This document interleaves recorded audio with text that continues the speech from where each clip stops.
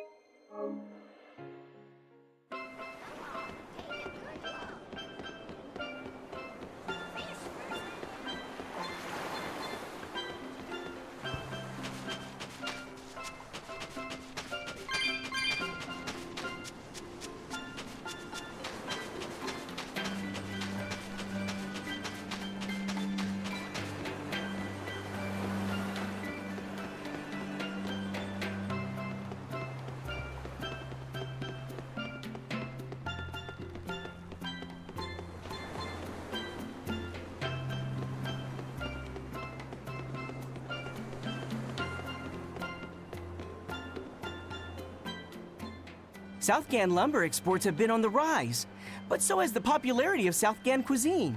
Like Pengyang? Pengyongs are our flagship food, and our Pengyong farms are flourishing. But oranges, banana nuts, and our other fruits also sell well. I've never had any oranges or bananas. Oranges are sweet but tart and very juicy. They're the perfect refreshment on a hot day. They're that fruit that glows in the dark, right? Also known as candle fruit? That's the one. And now banana nuts. They're soft, sweet, and filling when eaten raw. But if you dry them out, they get crunchy, like peanuts. And they stay good for years. Southgand is pretty well off compared to other places. The fish are plentiful, and the trees are heavy with fruit. That's why I'm shipping the excess to other towns. This guy here, he's a true sailor. Yeah, good luck. I wish you the best. Hey, thanks. I appreciate it.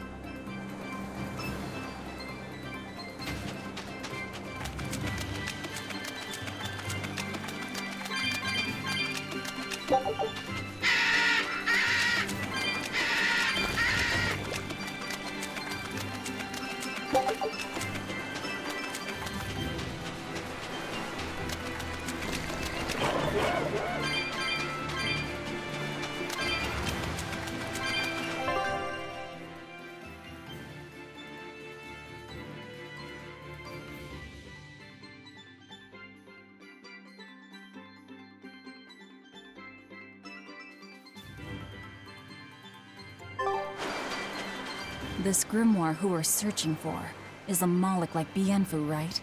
To be honest, I don't see how someone so different can be a Moloch just the same as Laphicet or Eisen. I understand your doubts. It's quite the tangly mess. I'll tell you anything! In that case, I've been wondering, what's underneath your hat? Oh no! Anything but that! So, we've hit a wall already. But that ribbon flaps around and gets in the way, right? Could I take it off for you? No! No! That's not possible! You mustn't remove the ribbon! Why not? That's another thing I can't say! It's all cans with you. All right, is there anything you can tell me? I could talk about what type of Malachim we are, or our position in the world of Malachim, or our abilities. Oh, I'd like to know all that. Then I will tell you. Listen closely. We Norman are a well-established race of Malakim. Compared to other Malakim, we aren't as adept at manipulating natural forces, but we excel at drawing out and heightening the abilities of others. Think of them as a convenient power-up. They're also known as common spirits. Don't even say that! We Norman hate being called that. Why is it so painful for you? Because it makes people think we're average and unremarkable. That's why we work so hard to show how we're all different. That does explain your quirky speaking mannerisms. Don't sweat it. That's a perfectly common thing to worry about. Don't say that!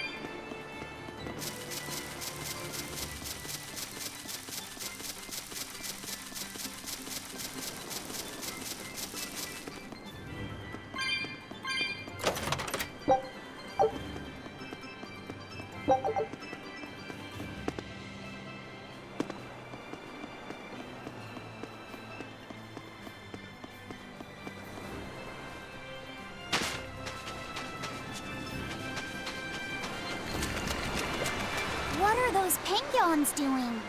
Probably keeping their eggs warm? Most likely. They look like a mama and a papa. Penguins are monogamous, faithful creatures. They never leave their mate. Isn't that romantic? So they lay eggs because they're like husband and wife. But how do they make the eggs? That's... well... So, Laffy said, here's an interesting fact. A single penguin egg actually contains dozens of smaller orange eggs. Oh, so their eggs must be small and crunchy. Yep.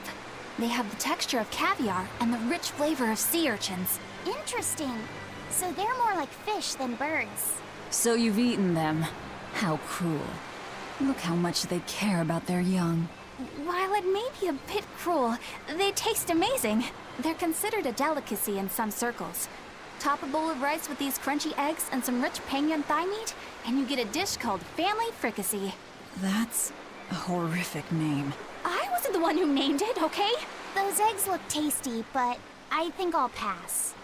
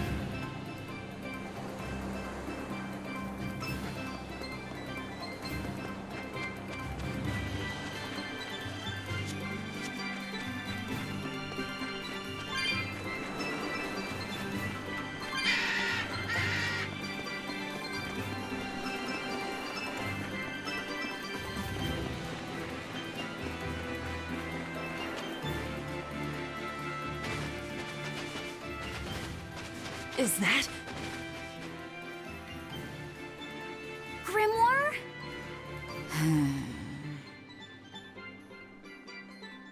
She's moving away.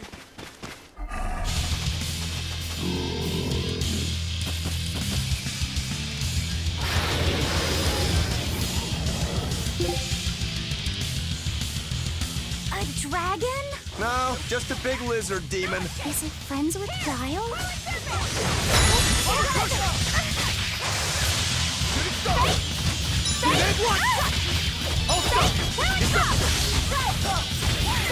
Now, rise, arise, ascending angels! Here! How could this happen?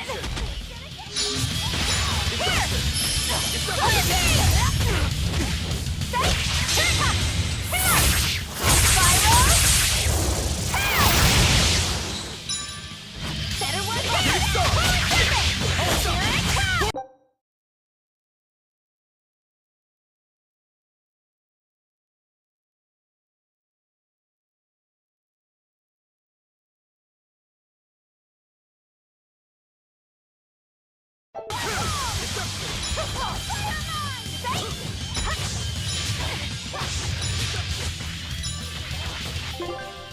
How could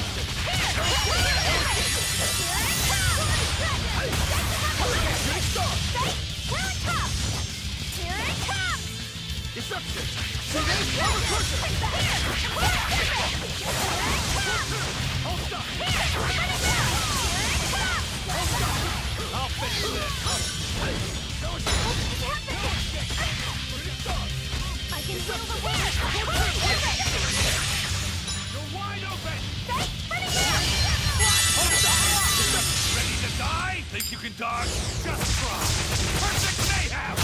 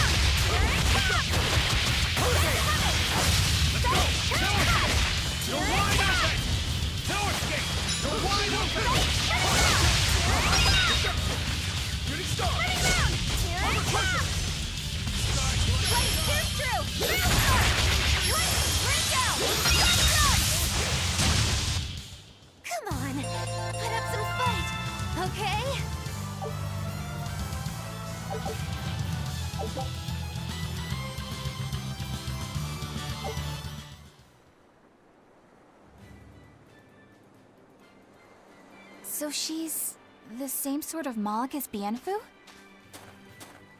Your grimoire, right? We've been looking for you. We need your help. Who are you? I'm Velvet. I know your witch friend. Oh. Grim, so wonderful to see you. It's been forever! Ah, you two. Still as outlandish a pair as ever, I see. How exactly do you know her? Witch training? She was an upperclassman. And? We found this fascinating ancient tome, and we were hoping you could read it for us. Goodness, Magilu. You, of all people, joining a team? I didn't know you had it in you. That keep me entertained. Well, I don't need entertainment. Bien! Come on, Grim! Isn't there any way you can help us? It's not the kind of thing I do. Oh, what a shame. Things happen. Well, we tried, didn't we? Maybe you need some incentivizing. Do it. I'm serious. I bet you are.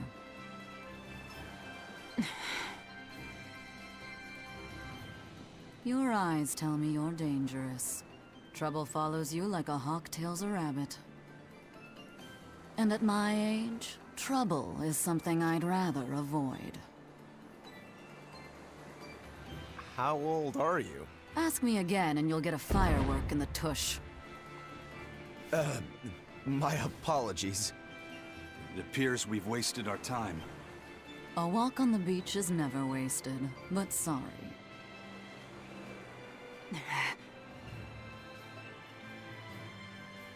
Well, how did you learn to read the ancient tongue?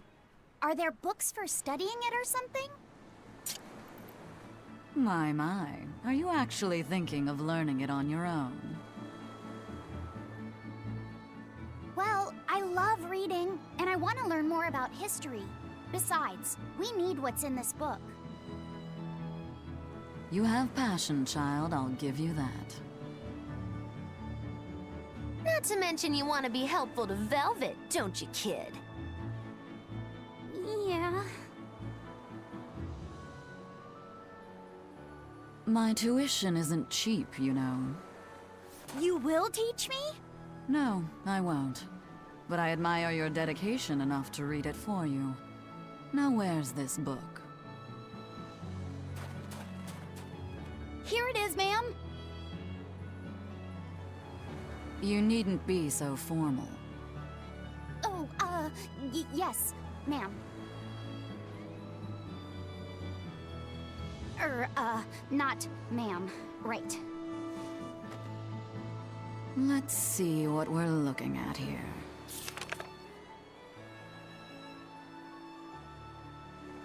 The language of ancient Avarost. Had to be the hard one, of course. A lot of wear and tear, too. This'll take some time. We're in a hurry. That may well be, but this isn't the place for study. Let's move to someplace more comfortable. You've redeemed yourself, young man. There's a village called Haria just a little ways away. That works. Thank you. Fine. Haria Village. Whatever gets the job done.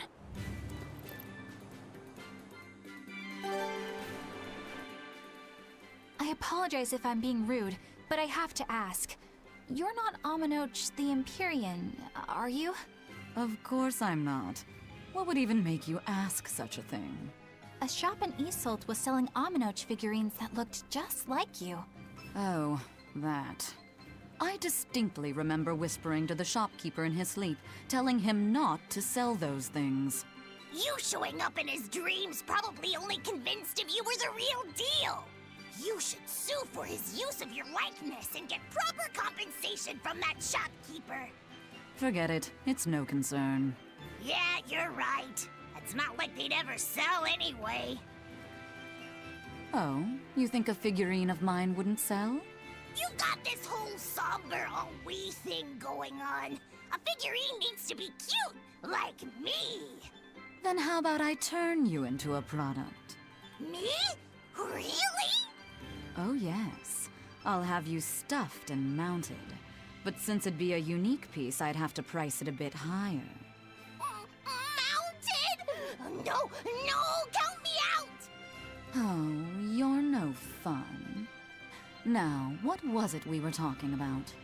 Whether or not you are the Empyrean Aminoch. Ah, yes, that's right. I'm no Empyrean. I'm just a simple girl. It would be hard for anyone to worship an Empyrean like me, right? That's true. I mean, it just seems like you're the type who can see through anything, so perhaps an Empyrean seems less intimidating from a certain point of view. You're saying I'm scarier than an Empyrean? Not scarier exactly, just more of a savvy sort of woman. That's not a bad answer, but it won't get you out of the doghouse.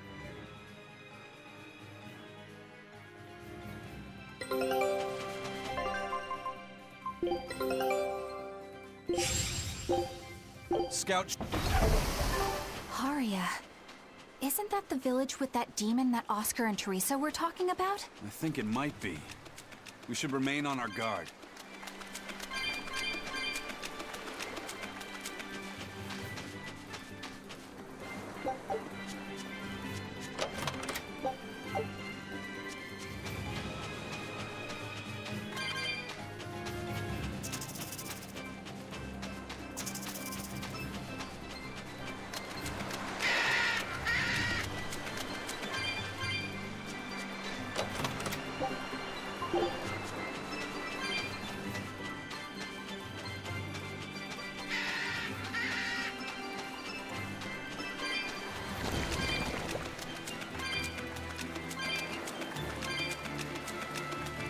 That's Haria Village. To the inn, one and all!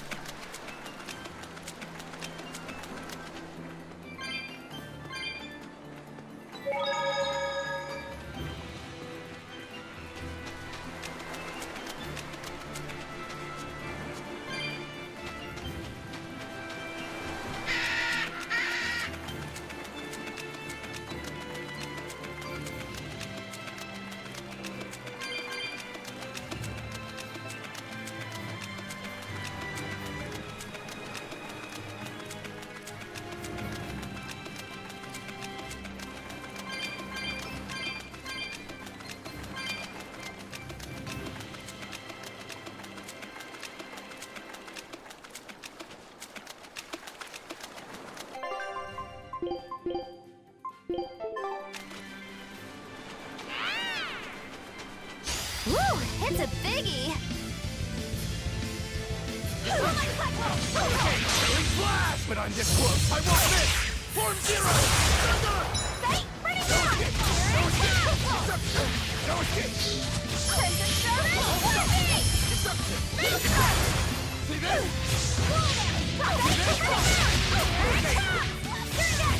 Hold up! Fate, bring it down! Hurricane! One more! No escape! No escape! Bring it down! Destruction! Here, bring it down! Wall down! Wall down! See this? Wait! See this? Bring it down! Pull forward! Fate, bring it down! Hold up! Hold up! Pull forward! Destruction! Fate, bring it down! Hurricane! Unrecruited! Hurricane! Here, bring it down! Destruction! Deception! Shooting star! Hurricane!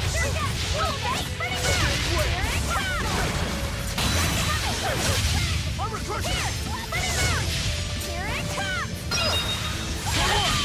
One, two!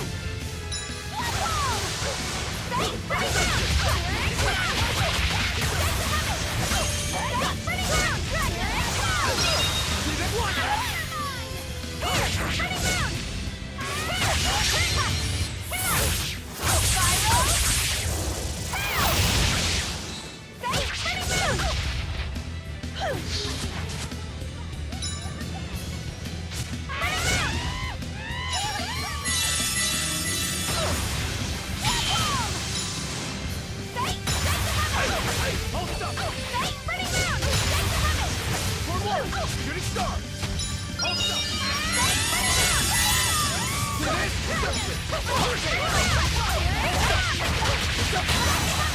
Deception! Deception! One, two!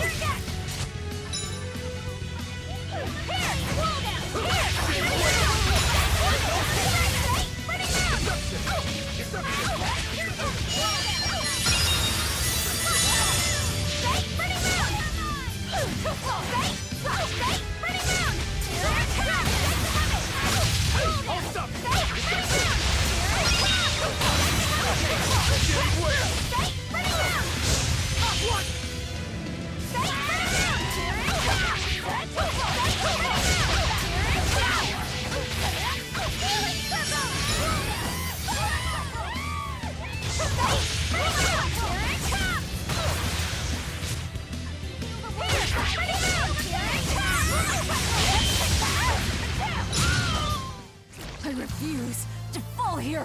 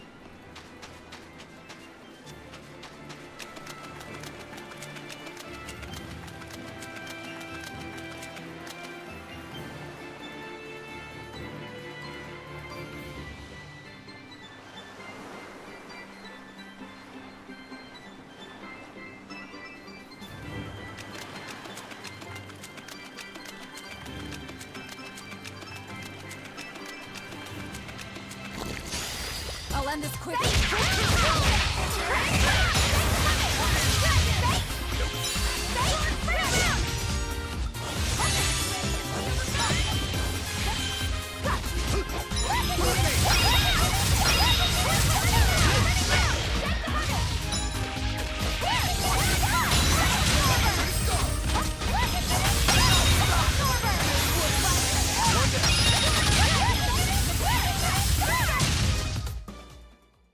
You really do have a peculiar air about you. Yeah, I don't think you're one to talk.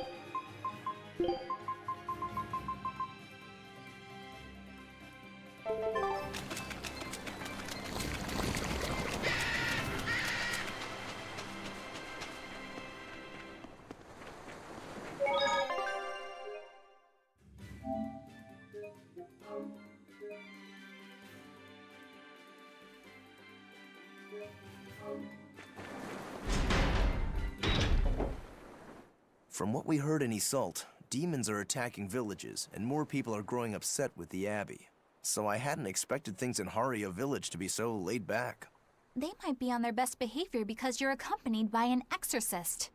Huh. I didn't know you could see the world in more than just black and white. The Abbey wouldn't entrust my responsibilities to someone who couldn't see beyond the surface. I have seen many things in my work. I've beheld both the light and the darkness in the world of men. Despite that, no, because of that, I won't turn away from the wrongs that I encounter. Moreover, I have faith. I believe there is good in all our souls.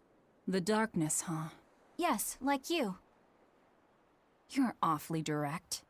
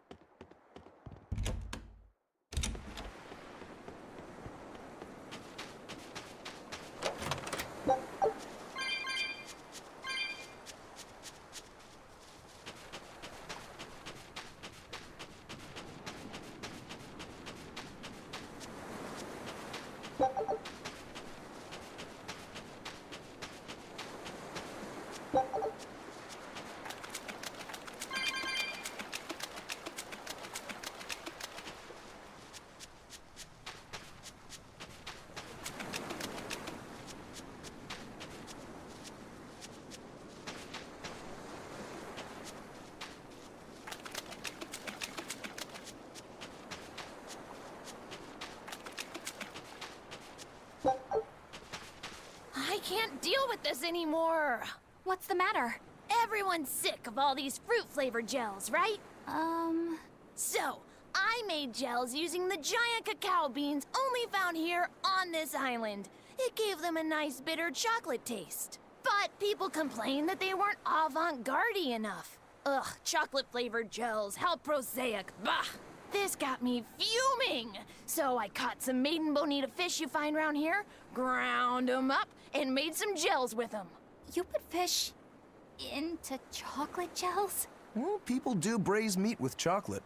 Chocolate and fish may go surprisingly well together. Exactly! It was the discovery of a century.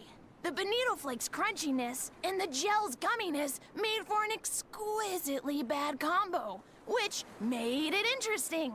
So if you made an innovative new type of gel, why are you so angry? That's exactly my problem. I outdid myself. Now I need to make my Gels World debut as amazing as they are. So I thought up the ultimate plan. And that is? I'll put my Choconito gels in toilets all over the world. I'll call it the Great Choconito Toilet Gambit. No one will go to the bathroom without finding my gels. I think everyone will have a lot of fun. So, genius, right? Yeah, it's weird, but I think it's funny too. Right? I knew that kids would get it. Who's a kid? But all the adults in my village called it silly and lowbrow. They forbade me from selling my Choconito gels at all. Isn't that just horrible? That's the most ridiculous thing I've ever heard. Aw, man. Things used to be so much better. Mom would make me dinner, and all I had to do was goo goo goo ga, and everyone would smile and praise me. I don't want to become the kind of grown-up who can't find any fun in looking for gels in toilets.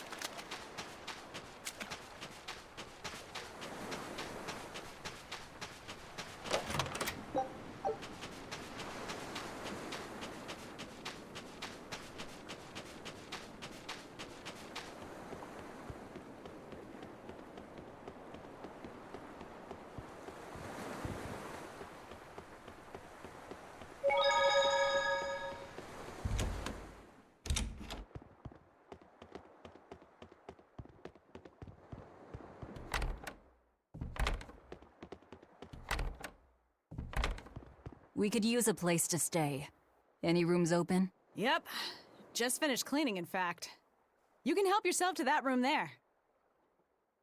All right, time to start deciphering this scroll. Let's wait somewhere outside so Grim can concentrate. Do you think maybe I could stay and watch? I really do want to study the ancient tongue. I promise I'll be quiet and not get in your way, teacher. What did you just say, child? That I'd be quiet and... No, what did you call me? Teacher? You said you didn't want to be called ma'am, so I thought maybe that'd work. Yes, satisfactory. All right. I'll teach you how to read Ancient Avarost. Thank you so much, teacher! We'll leave you two alone then. Let us know if anything comes up.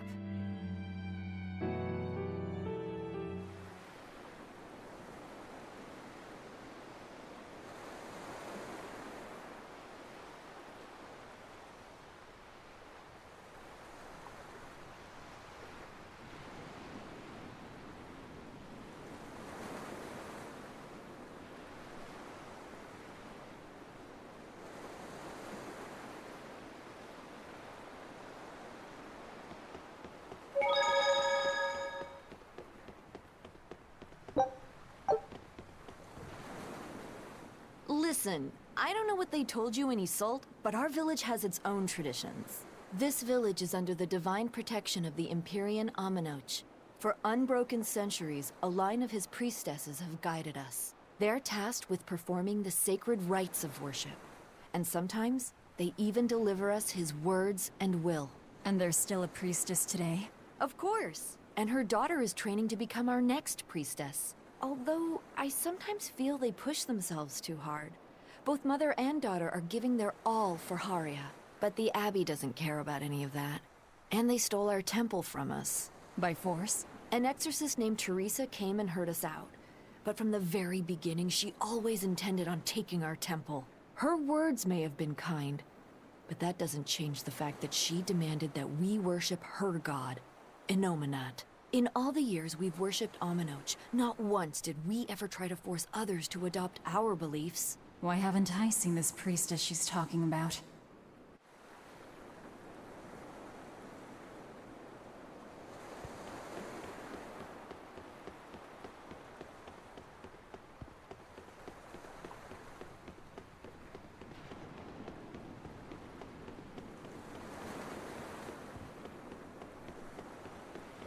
Do you plan on just giving up? Palamedes is Aminoch's temple. The priestess isn't the only one whose job it is to protect that temple. It's the duty of everyone born in this village. Why did the Abbey need Aminoch's temple badly enough to risk causing this much unrest? But how will we protect our village from the demons if the Abbey abandons us? Besides, we won't be able to do business with the people of Isolt anymore. Our faith in Aminoch has nothing to do with the demons. When the priestess gets back, I'm going with her to protest. The demon blight changed everything. Will we never be able to return to the way things were? The way things were.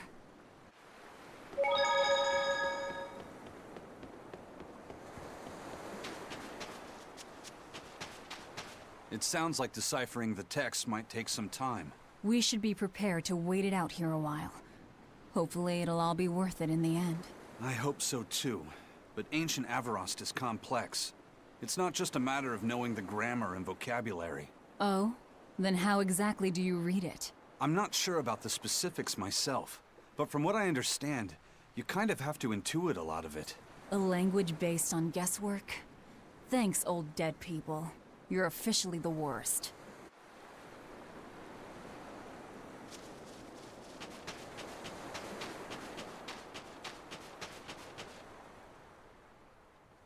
What connection do you think there is between the violent demon Teresa mentioned and this village? Couldn't tell you. Could there have been a demon blight breakout here? This village doesn't look like it's been attacked, but... Whatever it is. If it keeps the Abbey's eyes off us for once, that's good enough for me. You really will use anything and everything towards your own aims, won't you? Yep, and that includes you. As I'm sure you've noticed.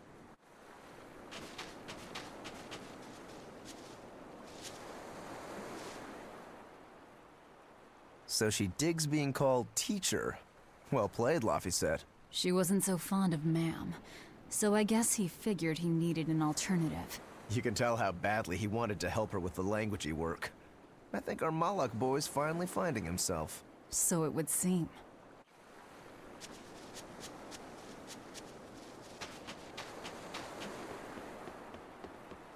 Banning local religions.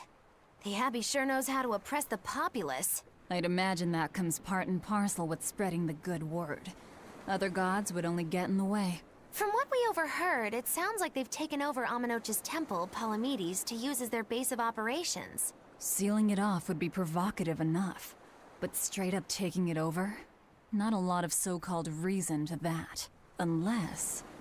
Do you think they need it for some other purpose? Shrug.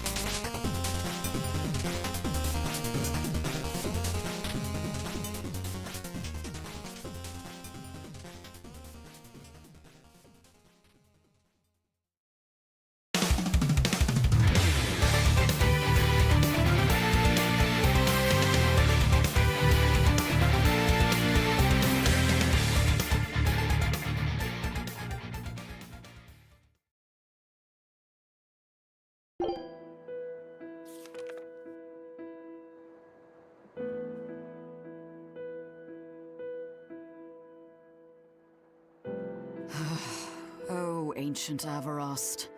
You have the obstinacy of a spurned lover who refuses to move on. Even for you, teacher? It's this one crucial line. I can't wrap my head around it. Well, from what you've taught me so far, it looks like it says Saw, Popo, Mucho, Sanchon. Correct, but if you merely translate it word for word, it ends up saying, the parent hates tomatoes, the child eggplants. I doubt those have much to do with Innominat. Yeah. Their grammar is nothing like ours. Sometimes you have to reorder the words, and even then the meaning can require leaps of logic and flashes of intuition. Reordering? So like, San-san, Pocho Pocho, Pocho Musan, Pocho Musan. Can you read it that way? Pocho Muson. Now where did you get that from? These words are lined up, like they repeat. And when I read this part that same way, it just felt right. Pocho Muson.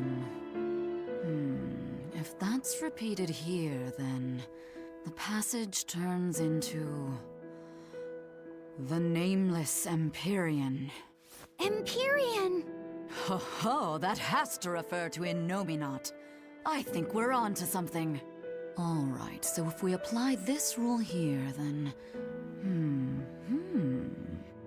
It would seem to be a book of children's counting songs.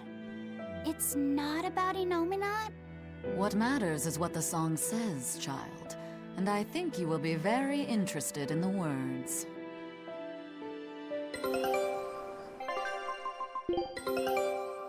I knew this would be big. What a treasure! Scout ship setting sail.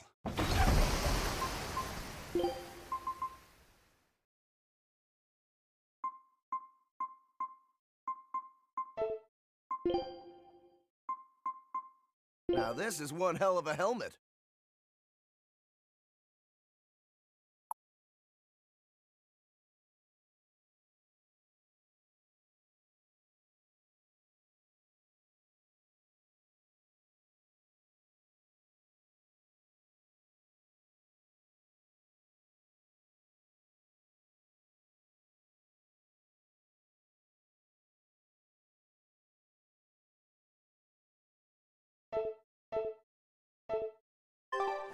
I wonder if they've made any progress yet. Shall we go check on them?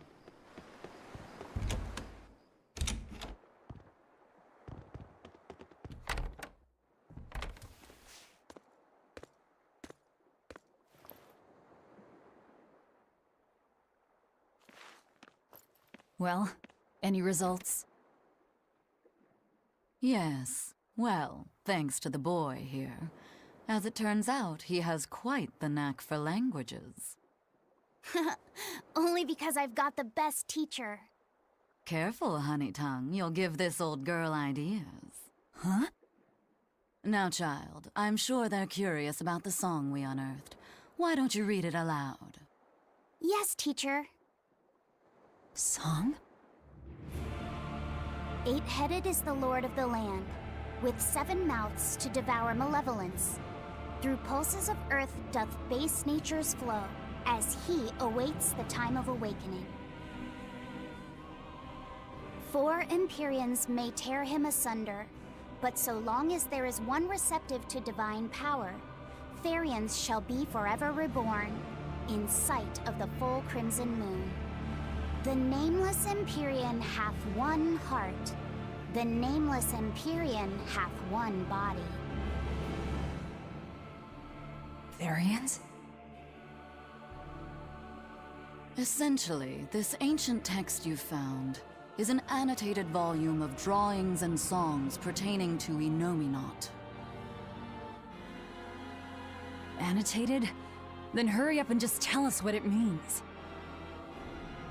I'm sorry. So far, we've only figured out how to read the song lyrics. All right. I take it we're still in for a good long wait before it's thoroughly decrypted. Likely so, but if we want to find out what the Abbey is up to, we need to know what's in this book, no matter how long it takes. What the Abbey's up to, is it? I think we can learn much, even from the lyrics alone.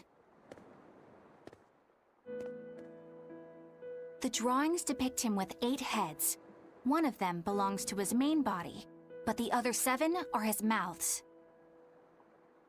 Those mouths consume malevolence, sending it along Earth pulses back to that main body so he can awaken. The 7 monsters fitting that description are called Therians. Right. Now as for this malevolence, I have no idea what that means. What about the second part? I haven't studied much ancient history, but it said this world was created by 4 Empyreans: Earth, Water, Wind, and Fire. But they also call Enominat an Empyrean. Perhaps a war broke out between Enominat and the other Empyreans that resulted in him being sealed away. But if there is someone to connect with this divine power, the Therians will keep spawning. And just like that, Enominat will be revived. If we assume that Shepherd Artorius fits that bill, and that he's trying to reawaken Enominat, everything lines up. Which means our job is to find these Therians and cut off Enominat's heads, so to speak. But where do we even start looking for them? Remember, the song states that the Therians in Enominat's body are connected through Earth pulses. If their job is to feed Enominat, the most effective place to position them would be at the Earth pulse points. Points? The places where the power of Earth pulses is concentrated. Places with that sigil. Hey, remember the barrier that was keeping this bug in the forest? Wait, are you trying to say that thing's a Therian? And yet, it would explain why the Abbey was keeping it locked up. And there was that same barrier at the villa, too. That's right. Do you suppose that was also a Therian? Does that mean the Therians all come in different forms? Should we go to Logres and check? We've just started deciphering the book. I'd hate to lose time on some fool's errand. I'd rather know at least a little more about what's in it before we make a move.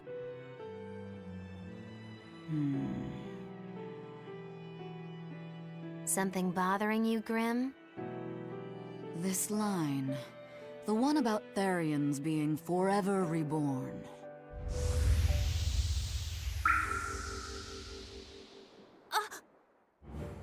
I just felt the same thing as I did in Warg Forest.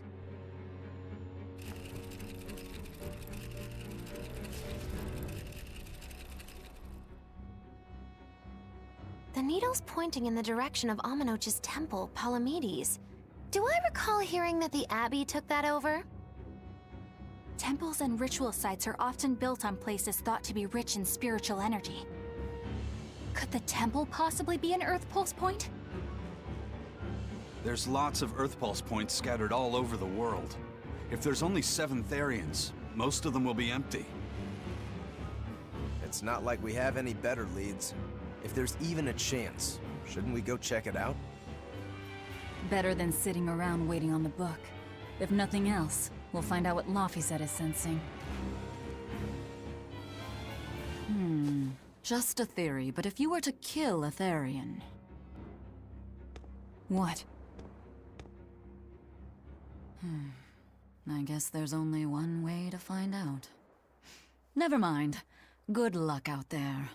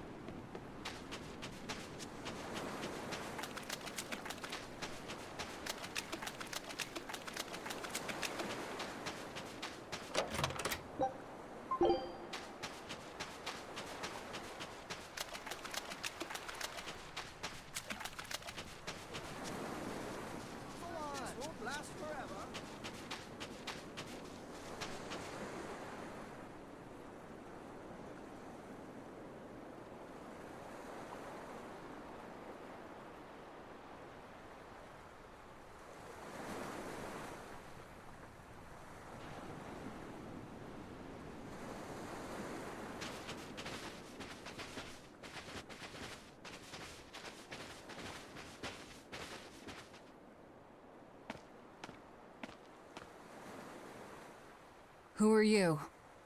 The innkeeper's daughter. I happened to overhear you all talking about going to Palamedes, and... Did you report us to the Abbey? Report? But you already have an exorcist with you.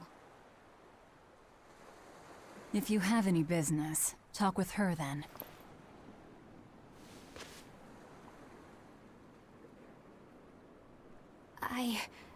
I'm Eleanor Hume, an exorcist with the Abbey. How might I be of service? I want you to look for someone. A mother and her child went to visit the Abbey grounds, but they haven't returned. They've both gone missing? Yes. The mother's name is Mahina. She's a priestess of Aminoch. And her little daughter's name is Kamoana. Hold on. If she's a priestess of Aminoch... Right. Ever since the Abbey booted her out from the temple, she's been regularly going back to make her objections heard. But one day, she never returned home. And now her daughter has disappeared too. I can only assume that she went to go look for her mother. And you believe they're being held at the temple? Oh no, ma'am. I just can't imagine Mahina would abandon her daughter like that. Kamoana is next in line to succeed her, so she's had a strict upbringing, but her mother truly loves her. Please forgive Mahina for her protests. I was just hoping you could use the Abbey's resources to track them down. I will do everything in my power to find them. Thank you. Thank you so much. Like Kamoana, I grew up with only my mother as family. I can't help but worry for them. Of course. Let's be off, Miss Exorcist.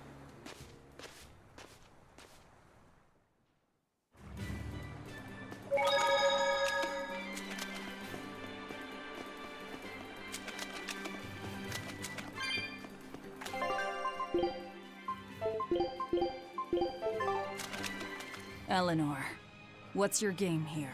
The mother and daughter, you mean? That's on me. I'll search for them myself. I don't care about that. Well, what then? Why are you actively helping us decipher the book, when we're using it to thwart the Abbey's plans? You think I might be deliberately misleading you? Laying a trap of some sort for you all? Are you? I think you're a lot of things, Demon. But foolish is not one of them. I want to know the truth. I want to know what Lord Artorias is trying to accomplish. And there's something happening in the world right now. I want to know what it is. Unfortunately, little old Eleanor has never been deemed trustworthy enough to be given such information. So, my only option is to find out for myself. You've got the soul searching down at least. The Abbey and your band of rogues follow two different paths. But something tells me either will lead me to the same destination. And so you don't see any need to lie to us? Exactly. And what'll you do if those truths don't line up cleanly with what you believe? I'm not sure yet. As honest an answer as any. Either way, it looks like you'll be working with us for the near future. Yes, for now. Hey, could I ask you something?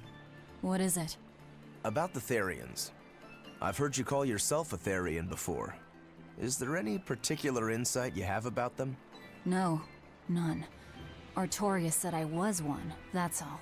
And that doesn't bother you? Does it bother you? Nope, not at all. If you're not worried, then neither am I. I'm surrounded by freaks. But was that truly the reason Ceres chose me? Velvet keeps picking on Madame Eleanor. They're total opposites, so I know they're just gonna clash sometimes, but Velvet takes it too far! You really think they're totally opposite? If Madame Eleanor is a white lily, then Velvet is a black rose. If Madame Eleanor is a soaring Pegasus, then Velvet is a wolf in the shadows. If Madame Eleanor is a plate of spaghetti carbonara, Velvet is squid ink noodles with seaweed. I don't follow you completely, but I think I get the point. I'm sure you understand. The two have nothing at all in common. And since they don't share anything in common, some fighting now and then just can't be helped. Well, they both have beautiful hair. Okay, but we're talking a noble exorcist and an aloof demon. Eleanor sometimes treats you coldly. And Velvet has helped me more times than I can count. Madame Eleanor gives herself fully to the salvation of others, but Velvet is bent solely on revenge. That means they're both motivated by thoughts of others. How is the cheerful and talkative Madame Eleanor at all the same as the brooding, taciturn Velvet? Both of them talk to me when it's just the two of us together. You're just trying to be contrary. I'm only telling you what I've experienced. Actually, I feel that Madame Eleanor isn't really reaching out to me. It's all right if Eleanor doesn't want to talk to you. I'm here for you, Bienfu. You aren't alone. That just makes me feel lonelier. Bien. You two are opposites yourselves. Huh?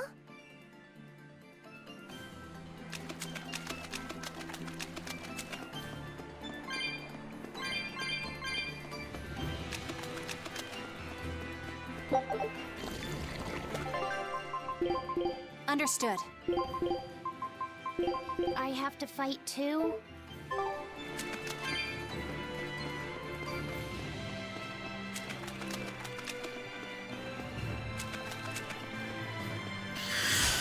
I don't think we have a chance!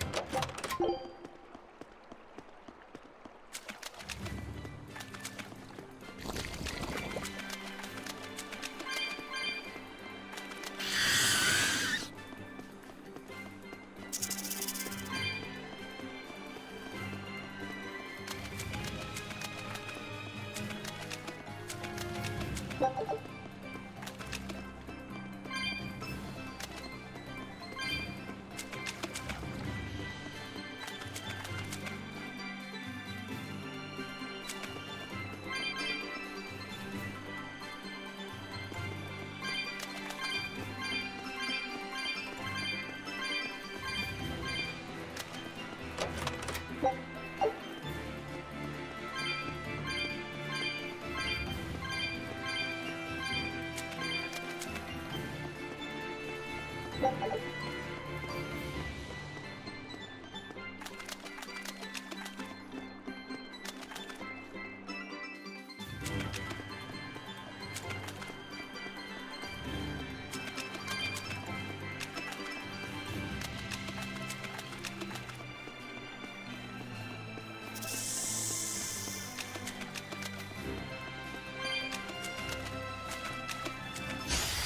don't think we have a chance.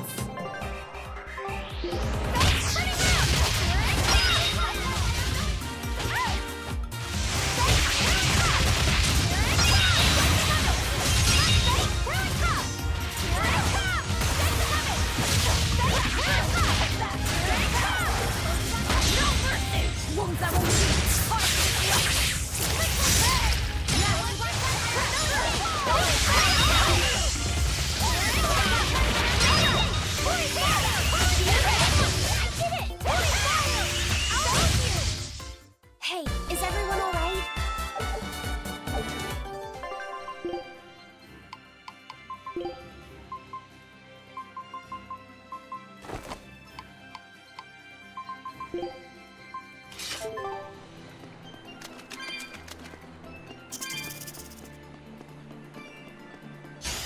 We will need to be extremely wary.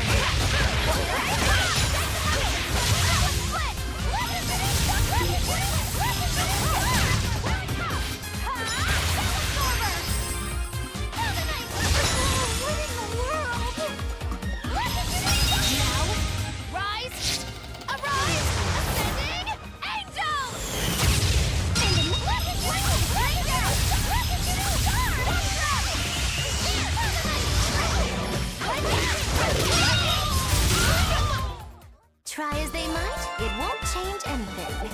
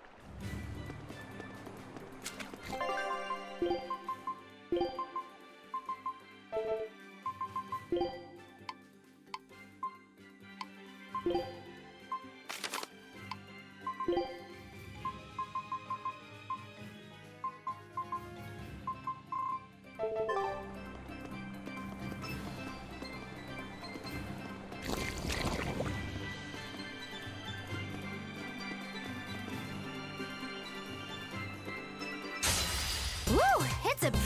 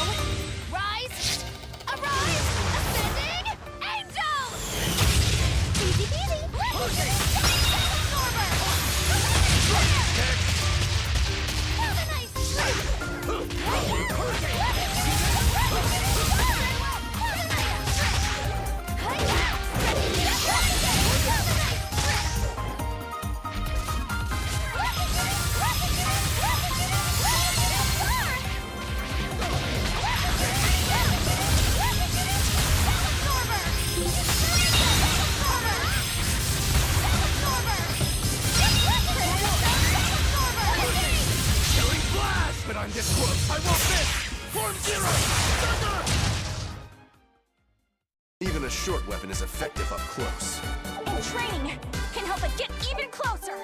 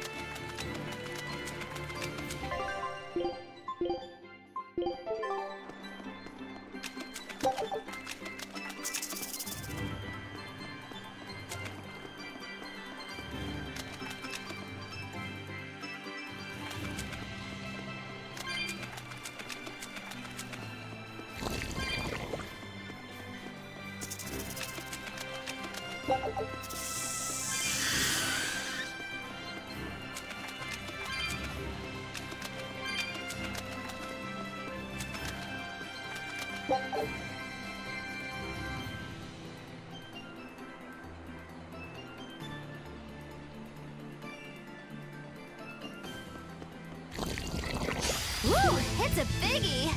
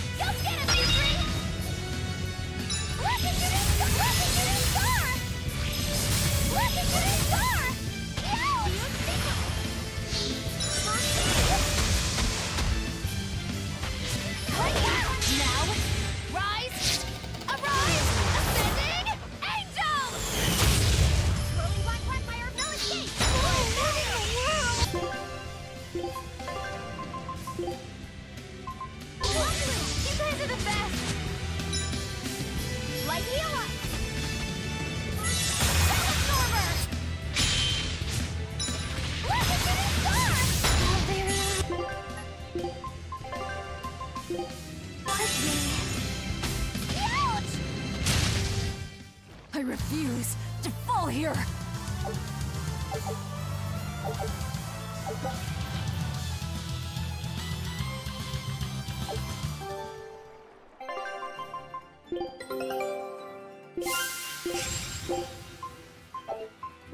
Scout ship.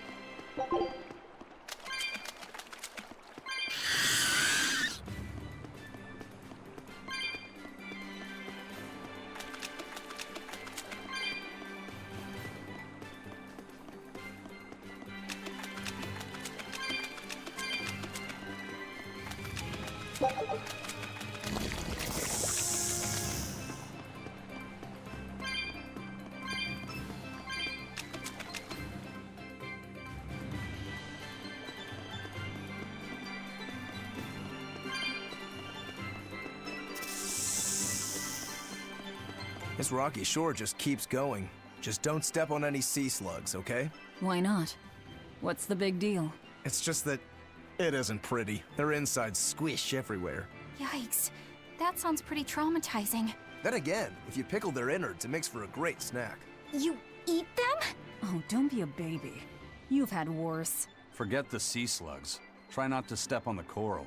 Good point. Coral is alive and needs our protection. Or maybe it's because some of it can be sold for jewelry. I didn't mean either of those reasons. Although Manon appears similar to Maclear Beach, it was formed by a completely different process. Now that you mention it, this area is covered by rocks.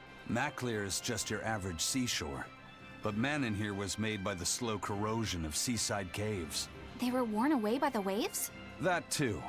But mainly, it was the handiwork of a rock-eating species of coral, known as ravening table coral. Stay in contact long enough, and they'll melt your flesh right off. Ah, so that's why it tingles every time I touch the coral. Why didn't you warn us earlier?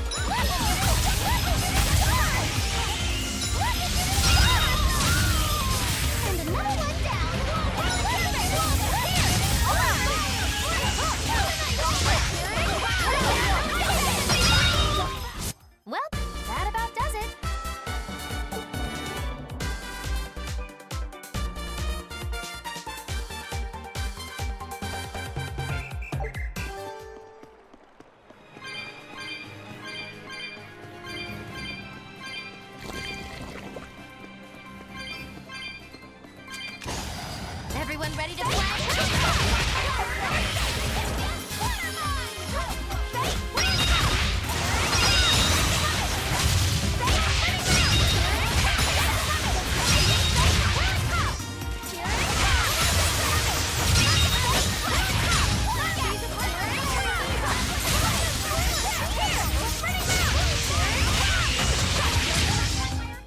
Come on, really?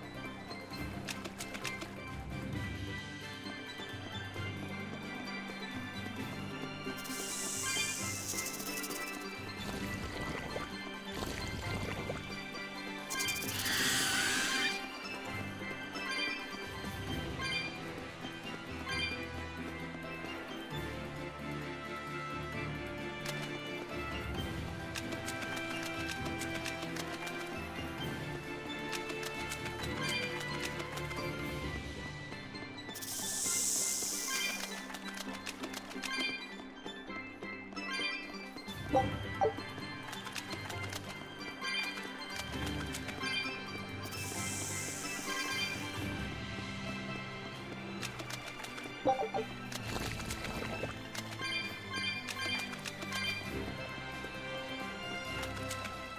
said, have you been taking care of that rhino stag roast like a good boy? Of course. I make sure to feed it every night before I go to sleep, since it's nocturnal. How long are you going to keep on calling it a rhino stag roast? I don't know. It's a new kind of beetle, so it's gonna be hard to tell if it's really a rhino or a stag. You're asking a lot of questions. Bienfu, do you like bugs? Duh! I love rhinoceros and stag beetles both! What guy doesn't find them fascinating? Right? So which kind of beetle do you think it is? Rhino or stag? Oh, that's a tough question. But guess what? Miss Mogulu taught me a surefire way to tell. I didn't know there was a way to tell. Yeah, but if I do it, you gotta name it after me, alright? Come on! What guy doesn't wish he had a cool bug named after himself, right? And besides, Miss Mogulu told me that this technique is so good that it's only fair to have a bug named after you in return. So what do you say, man to man? Come on, let's live the dream! Oh, all right. How can I say no to that? Besides, we all did work together to capture it anyway. Yay! Thanks, Laffy-Set. All right, show me the bug, and I'll tell you what it is. Miss Mogulu says you need to open up its outer wings and get a good whiff of the thin underwings. I'm pretty sure I remember rhinoceros and stag beetles smelling really nasty under their wings. Is it really that bad? Why not find out for yourself? No thanks. I think I'll pass. Maybe you shouldn't do this after all, Bienfu. You probably just want to hog the name all to yourself. Well, too bad! A real man never goes back on his word. If it packs a mean punch, then it's a rhinoceros beetle. And if it smells really zesty, then it's a stag beetle. I don't know about this. Just let him do it, Laffy-Set. He's already volunteered. I can do this? Just you watch!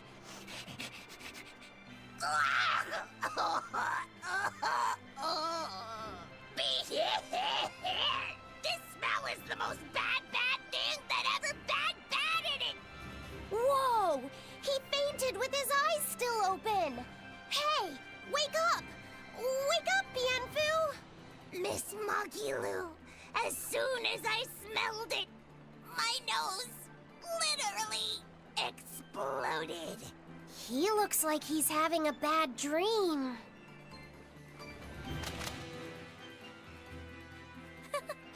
I spy with my little eyes a kiddo who's spying at my bewitching waist. Oh, sorry. I just couldn't help it. What are those books anyway? Oh, that's a great question. Since you asked, I'll reveal the secrets of my tomes just for you. On the right, I've got my household ledger in the back and my magic encyclopedia in the front. That one I mostly use for oil blotting paper. What's oil blotting paper? It's a girl thing. The two on the left are my heavy book, which I use for flower pressings, and then my super pop-up book.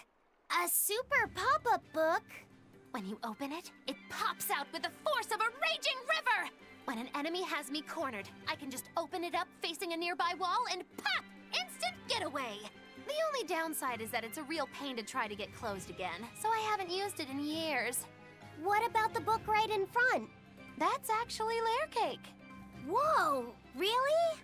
Seared into its batter are precious bits of knowledge. Eating it is just as good for your brain as it is for your stomach. Wow!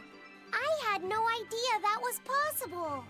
He's taking this so seriously, I almost feel bad. All of your books are so interesting, Moggy-Lou.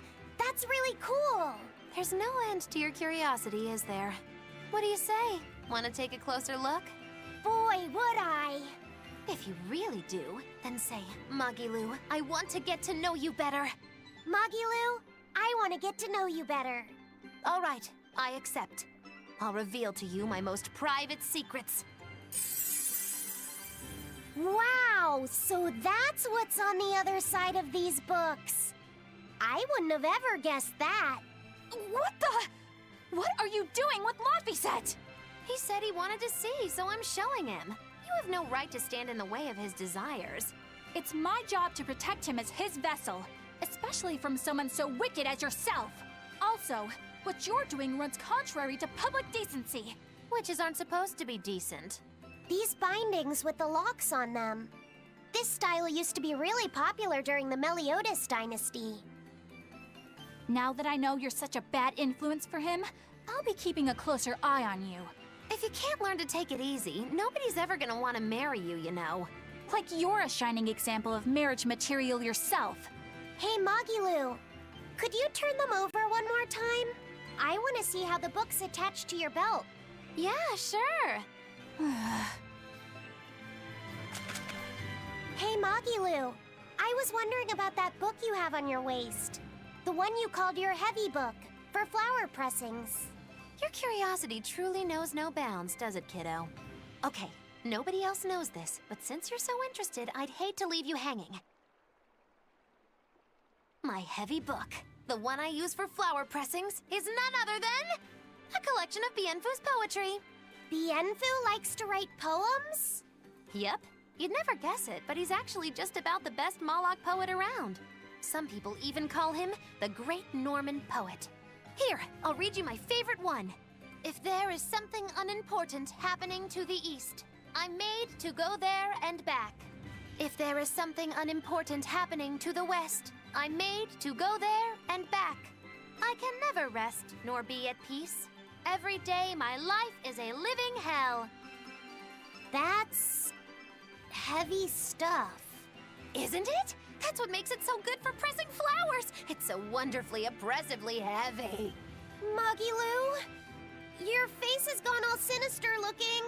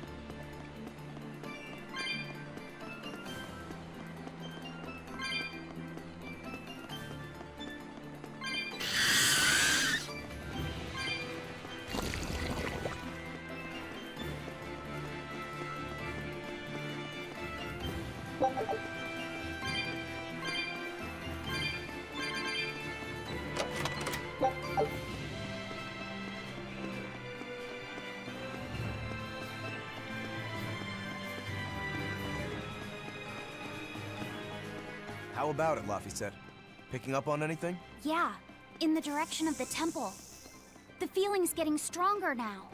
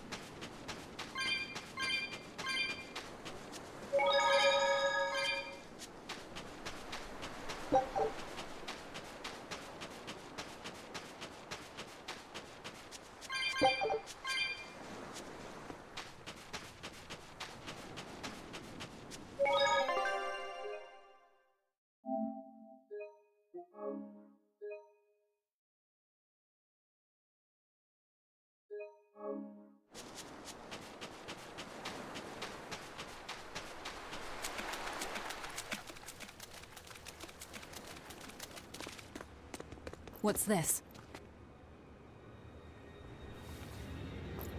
A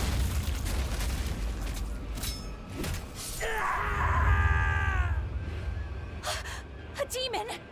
The demon we heard about? Sounds like it's having fun. Then we'll use this distraction.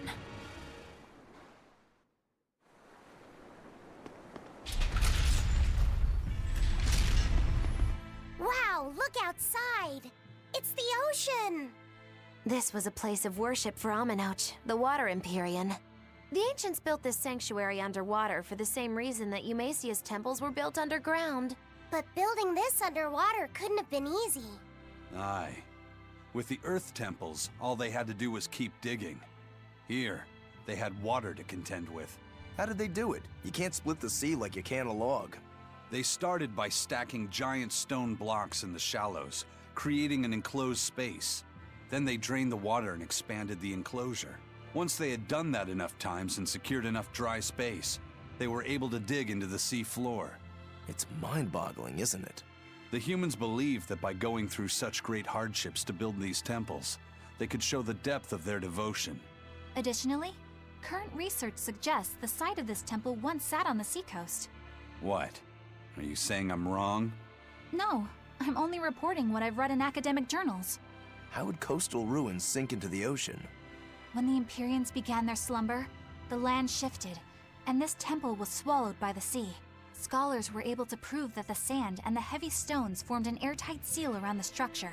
Later, people carved an undersea tunnel to connect to the temple, bringing it to its current state. Now that you mention it, I think I read that book too.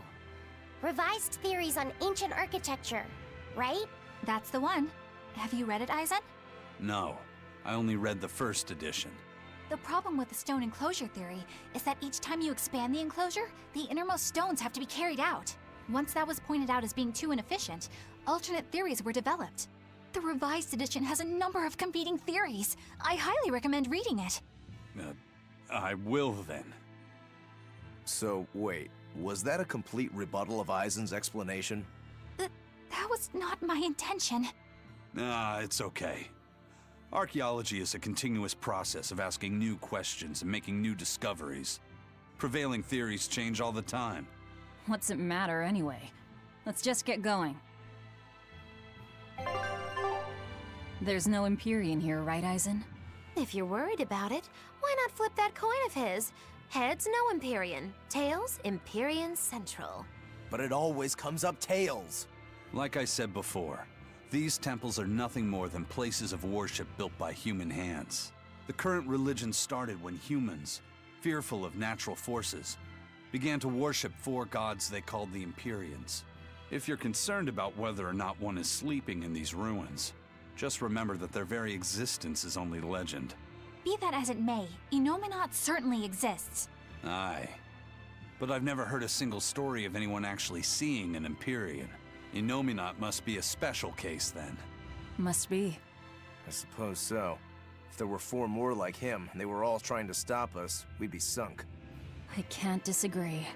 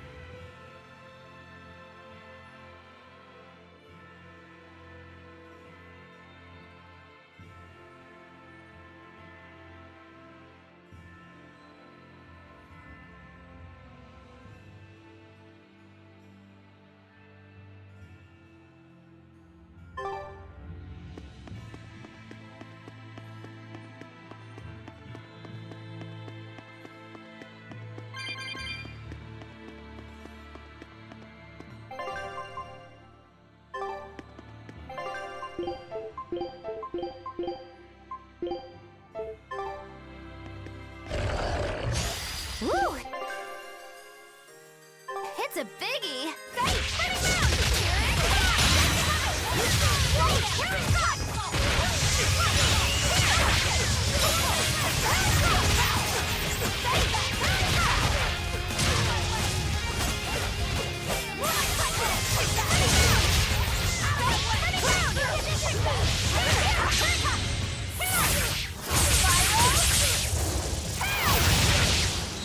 Ready, turning around! Here it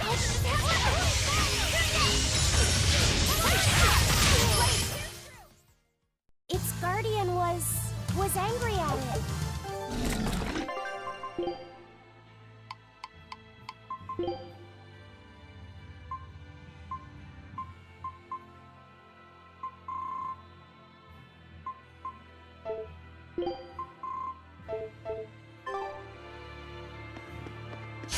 we ready for this? Hey, let it go!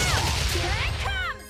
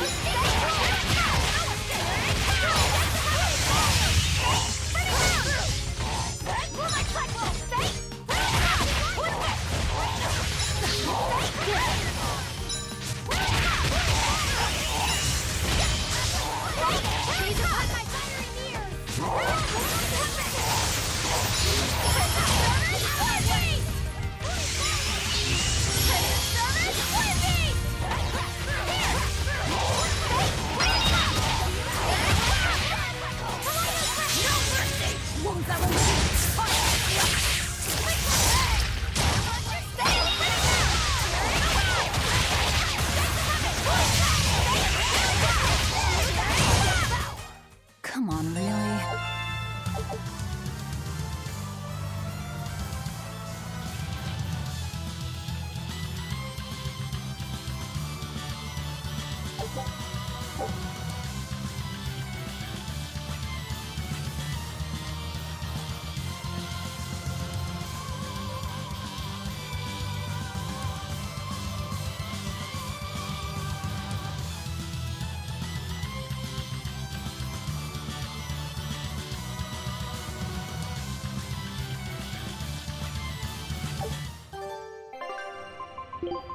I'm not waiting.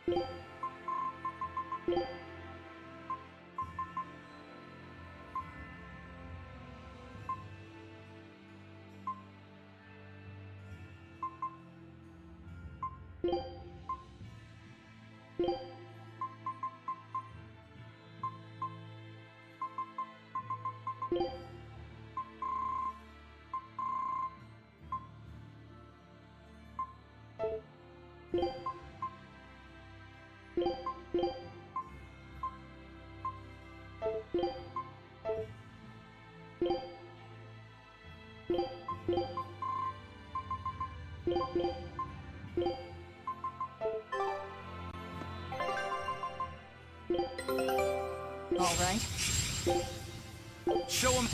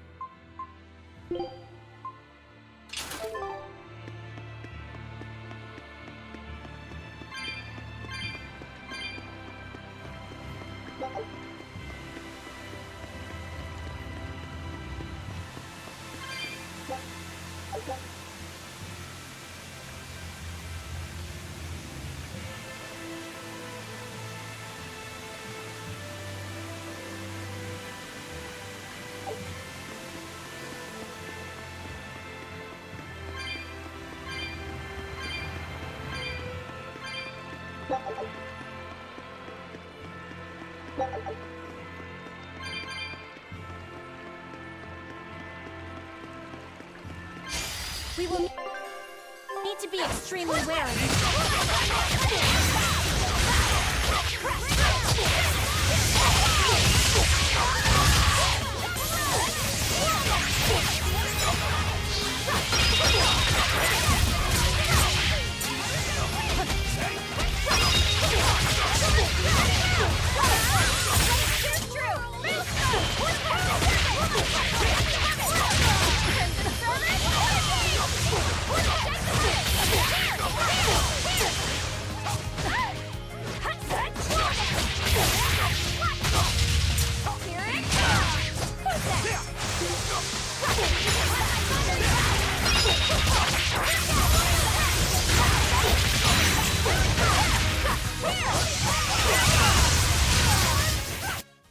if no one is injured.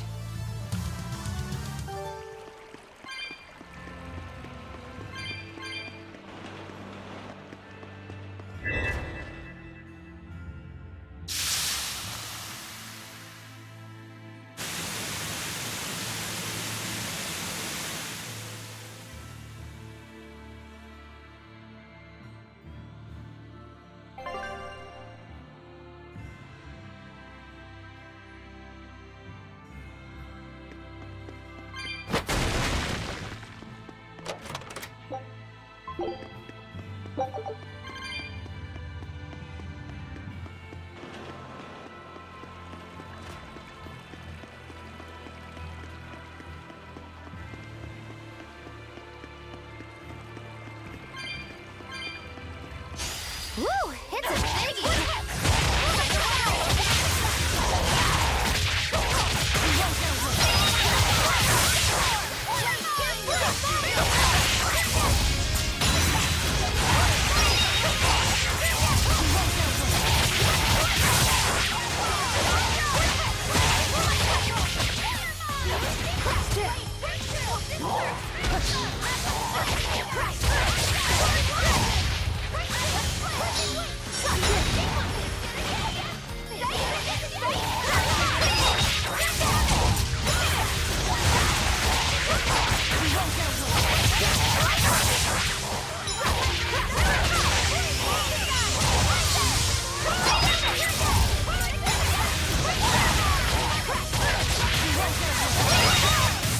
I'll cut down anyone in my way!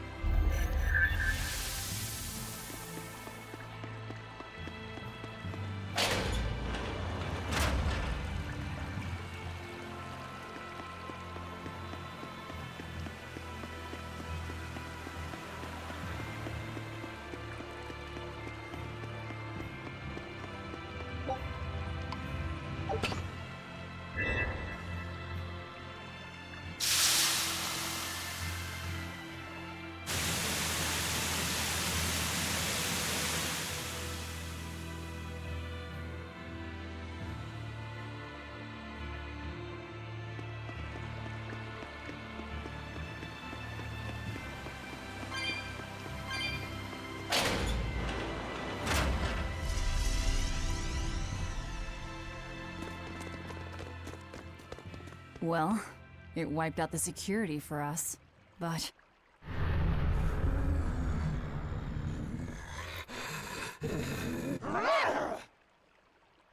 Well, look at that. Wolfie's got the crest of Aminoch. The same pendant worn by priestesses. Then that makes this demon. Yeah, she must be the missing mother, Mahina. Can't be.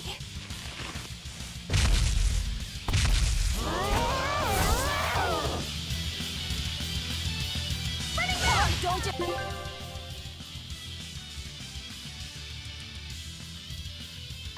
around it. It's gonna eat you.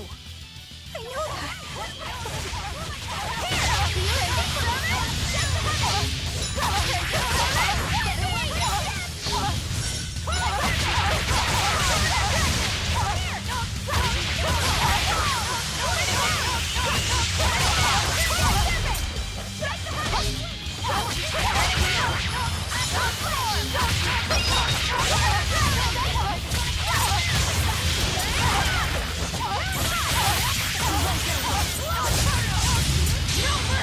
You thought I'd stop there? Annihilate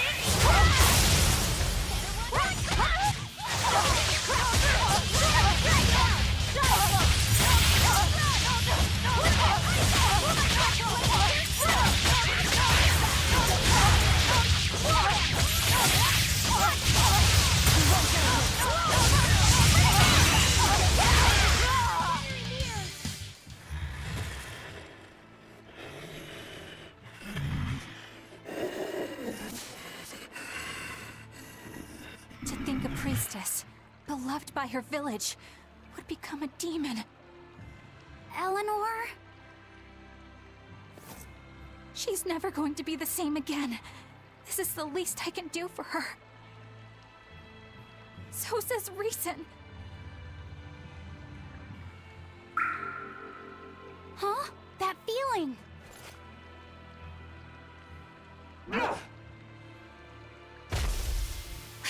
Damn!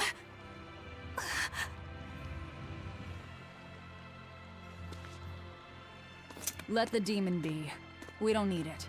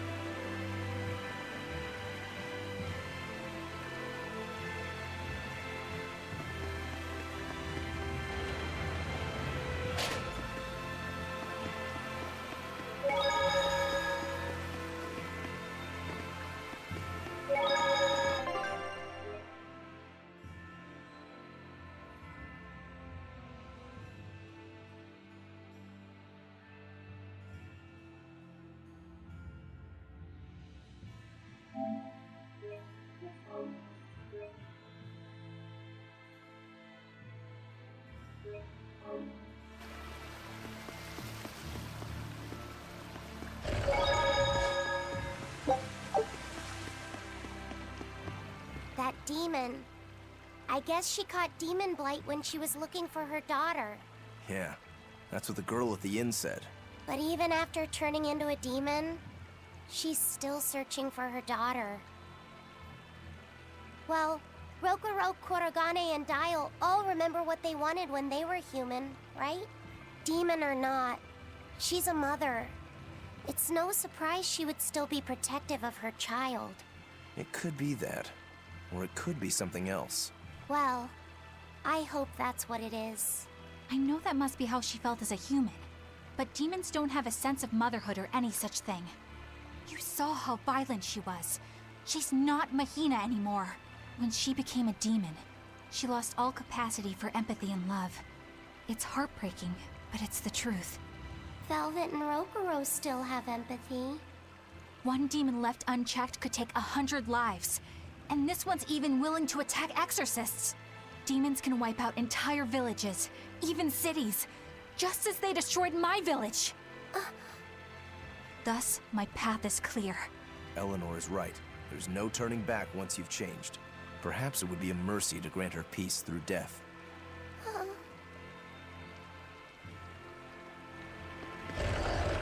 Is Innominat really an Empyrean? What makes you ask that all of a sudden?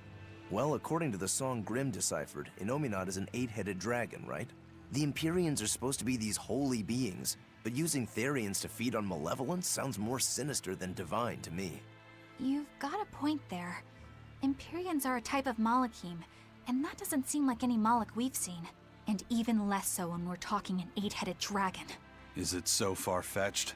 What do you think will happen if the Therians come together in one place? Well, it wouldn't be good. My guess is they'd merge together into a giant, horrific monster. The mighty beast will attack us with its 8 long, snake-like necks and 8 heads spitting hellfire! I can see your worry. Right? And that's 8 heads with only 6 of us to take them on. It'd be more than we could handle. I'd have to conjure up a double or two. You can do that? Of course not. Then why mention it? Oh! What is it, Laphicet?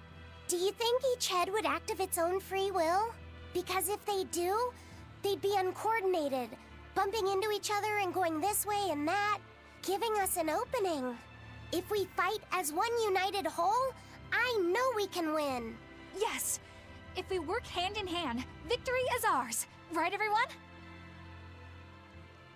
Huh? Us? United? Have you looked at us recently? Well, I mean, maybe. Are we ready for this?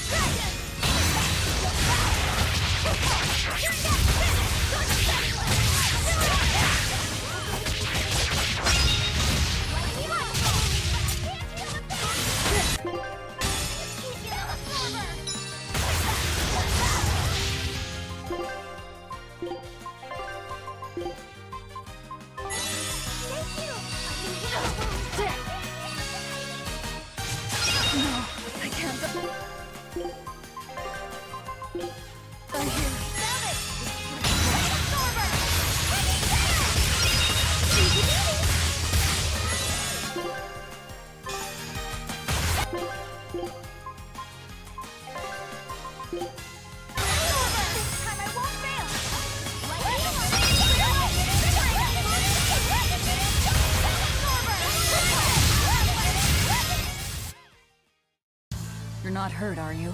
No, I'm fine.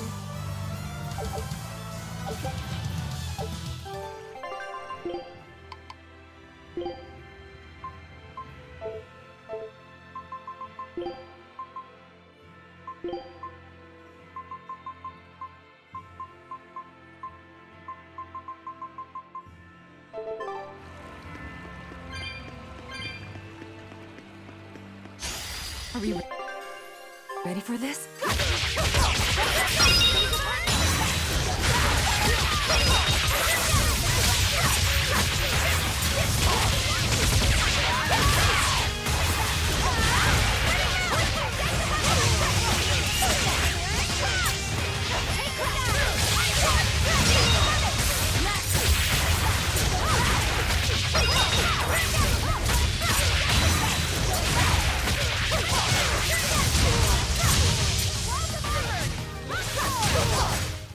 Well, that about does it.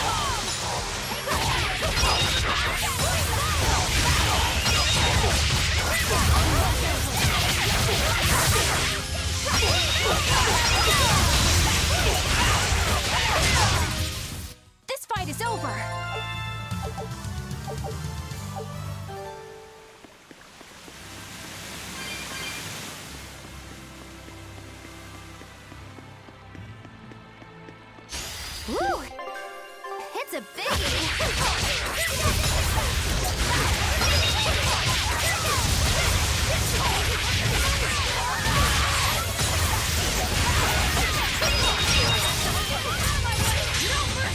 You thought I'd stop there? Annihilate it!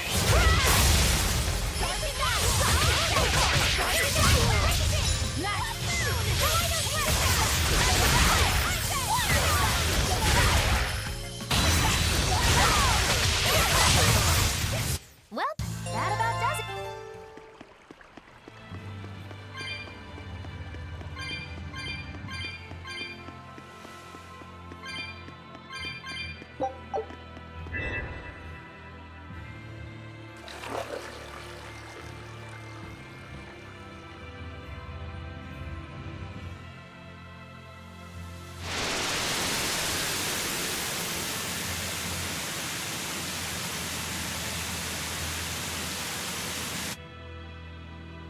Whoa! A water bridge!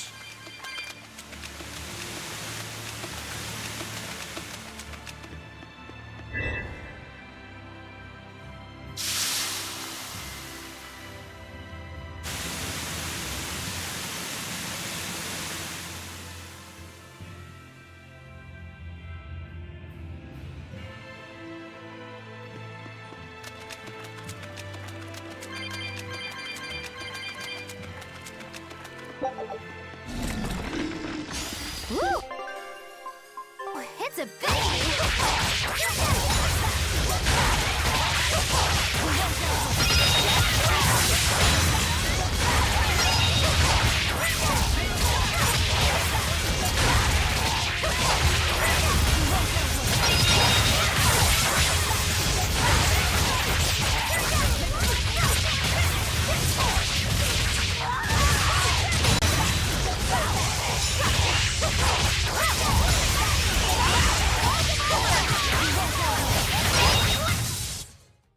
Stop fooling around.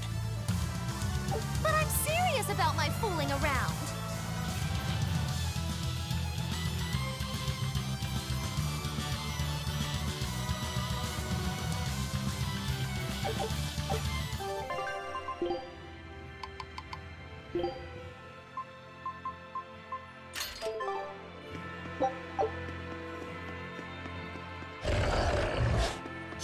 Woo!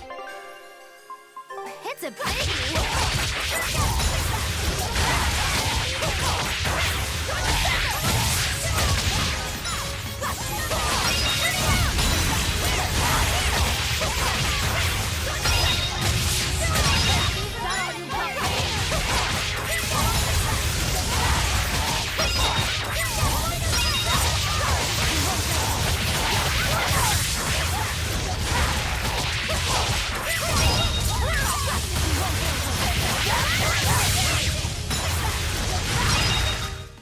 We're finished here.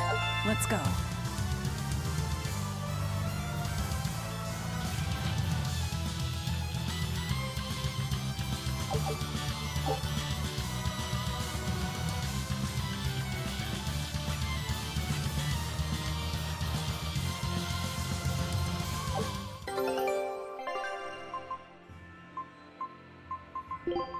Understood.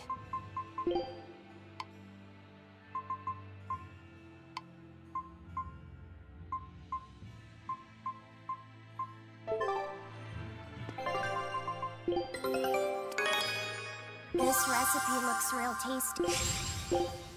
Scout.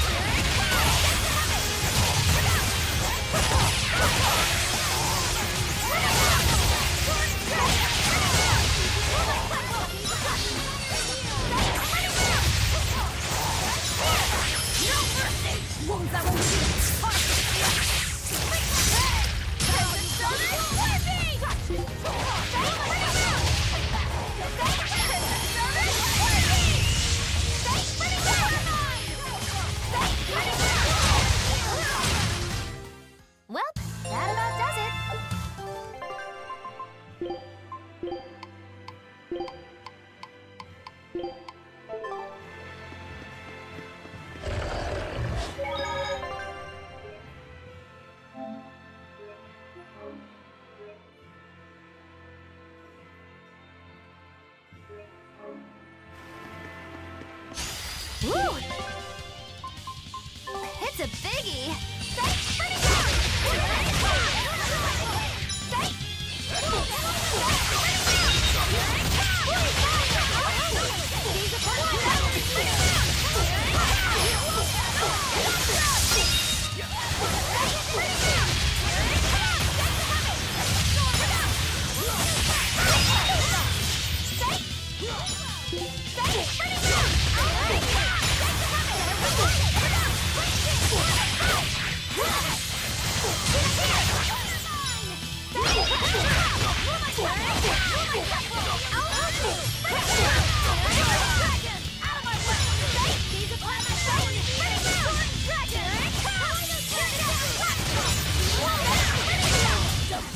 Try as they might, it won't.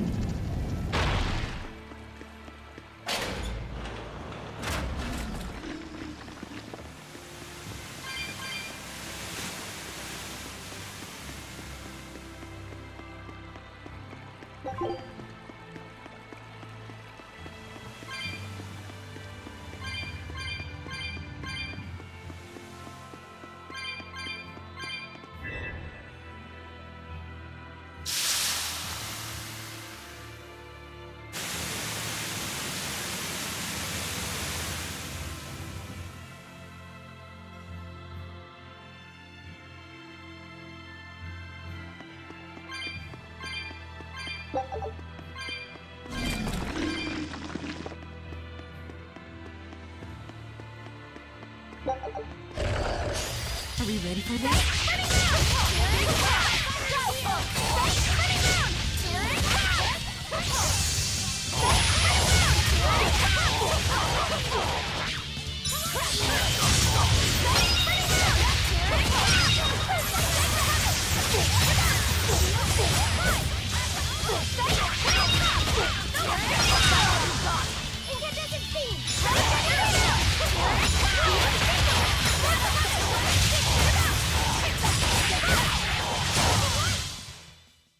Its guardian was angry.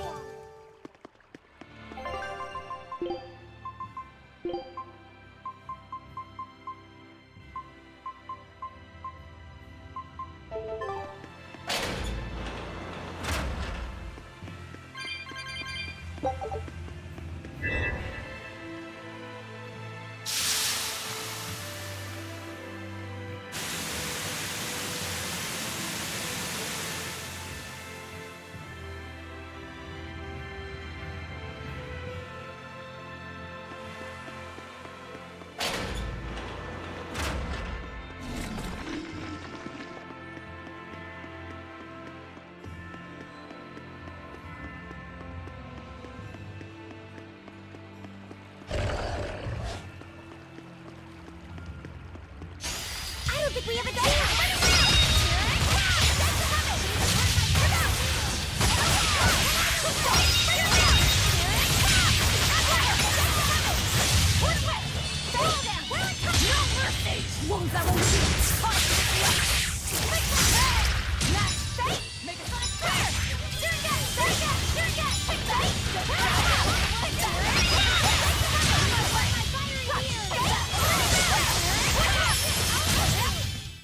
You won't get any pity or compassion from me.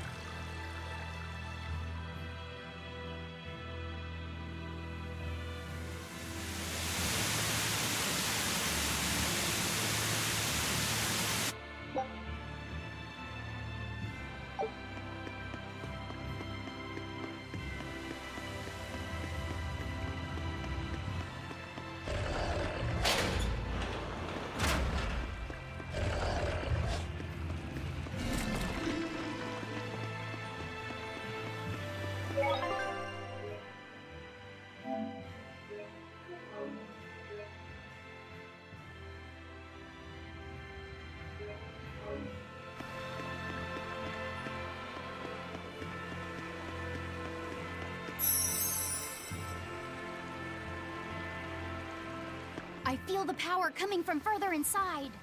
How very intriguing.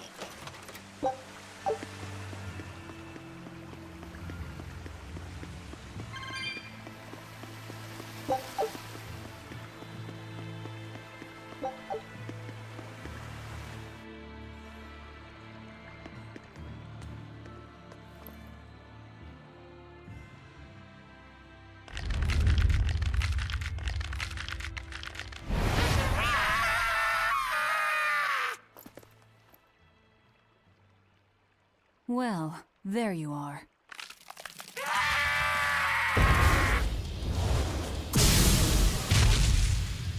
That barrier again!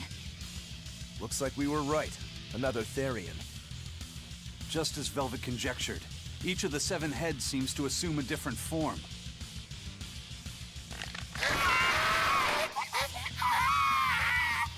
The sensation! It was here! Well, look at that. I guess your hunch panned out too, kiddo. This is just how I felt in Roaring Forest.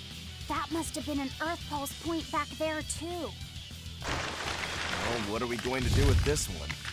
Can we get it to shrink like that bug of yours? I don't care whether it lives or dies. As long as we defeat it and take out one of Inominat's heads, that's all that matters.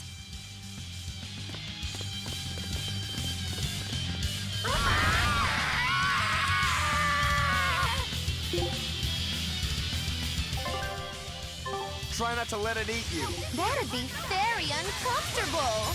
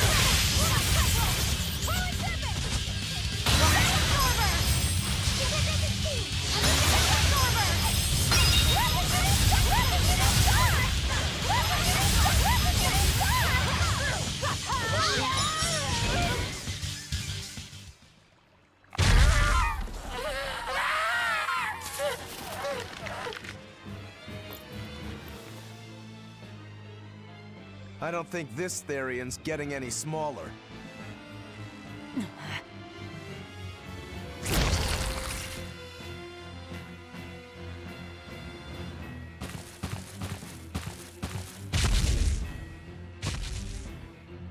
The demon again!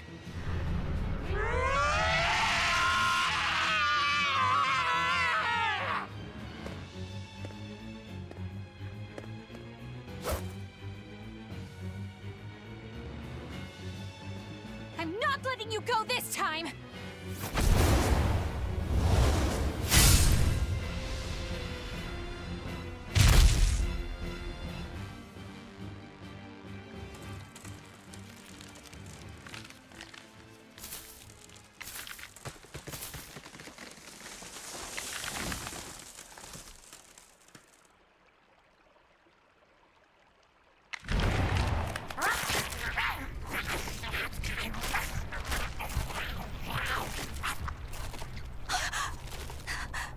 Is that Therian eating the demon?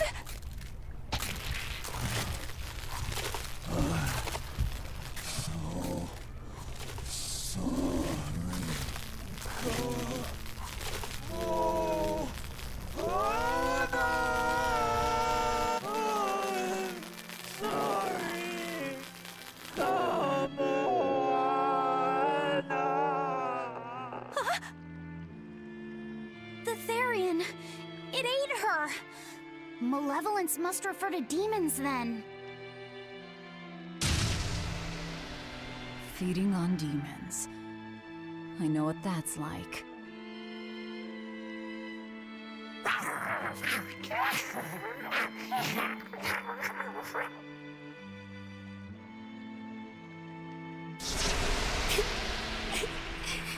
Mommy. Mommy. Look! It turned into a little girl. Is that Kamoana? Mommy, why? Why did you leave me all alone? Did I do something wrong? Was I too weak? I'm sorry, Mommy. I'm sorry. No, this can't be happening. I tried so hard to be strong for you, Mommy. The man from the Abbey made me strong. So please, Mommy, please come back. The Abbey made her strong? By turning her into a Therian? Jeez, those Abbey jokers really get off on this sacrifice stuff, don't they? I can't believe it. That woman, she was trying to save her own daughter. Mommy! Mommy! I miss you. Mommy! Dying, unable to save her daughter, all she could do was offer herself to feed her hungry child. No, this is my fault. So, should we bring her with us? Someone like her will only slow us down. That Therian isn't going anywhere.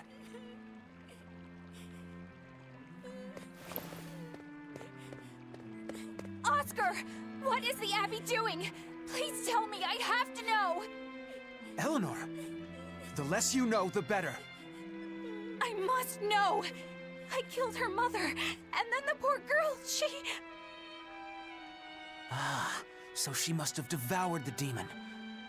But don't let that trouble you. The demon was a necessary sacrifice to bring an end to this world's pain and suffering. It wasn't just some demon. She was a mother. She was all this girl had. Her one and only mother. Be that as it may, those who possess strong wings must...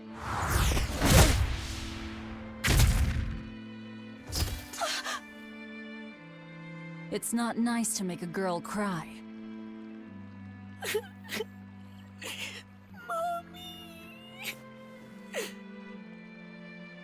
Kamoana. It's now or never.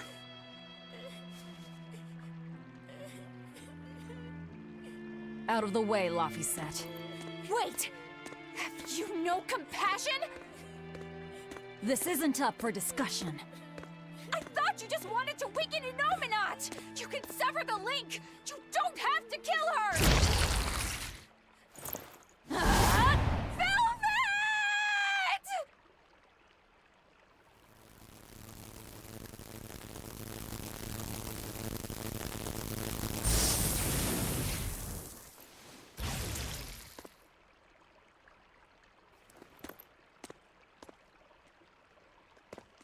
Oh, someone's had a change of heart.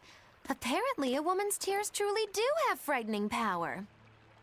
I'm just curious about something Grimoire said. I can always kill this one later. If we're taking her with us, we'd better grab her and go. No sense lingering in the enemy's territory. Hey, Kamoana. My name's Laphicet. Do you want to come with me and my friends and get out of here? Where's my mommy? I'll be lonely without her. You're not alone, sweetie. I promise. Even if she's far away, your mother will always be looking over you. How do you know? Because... that's what my mother does for me, too.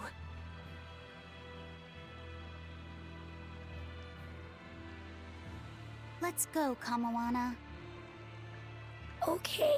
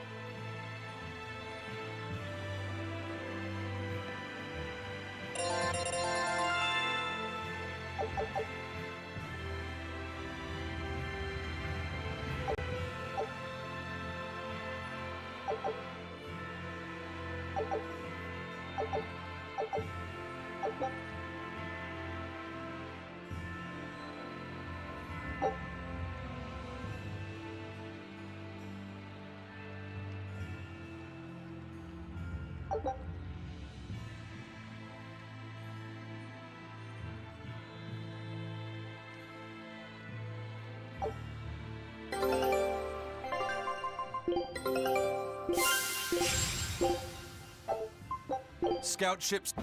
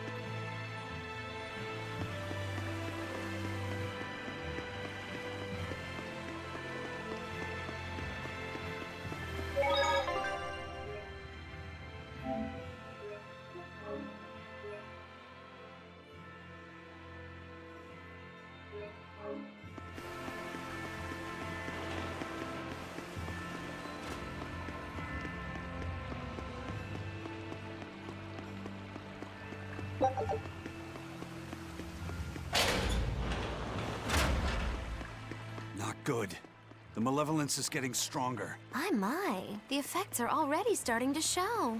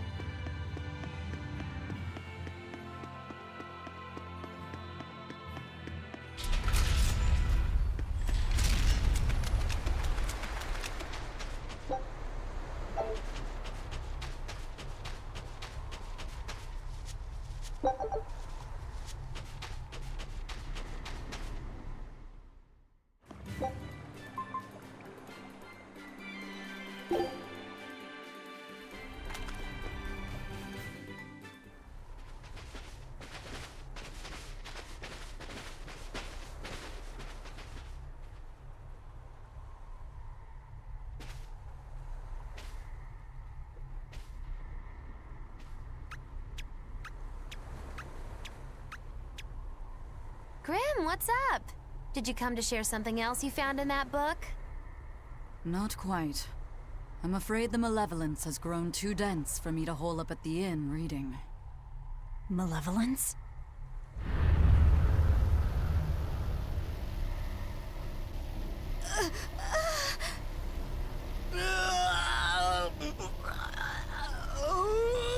The hell? What's that coming out of their bodies?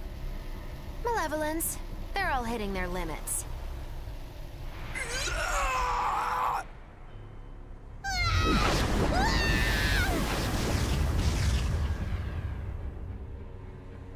Demon Blight!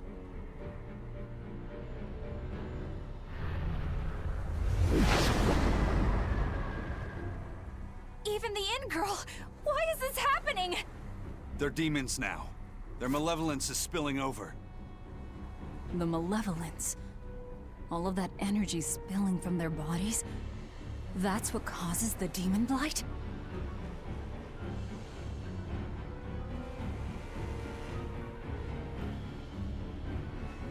Do you know what demon blight really is? What demons are?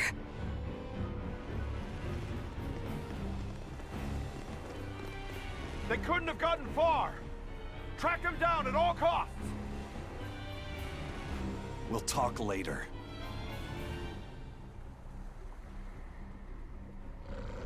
The Exorcists are going to have their hands full with these demons. Let's get back to the ship while we can.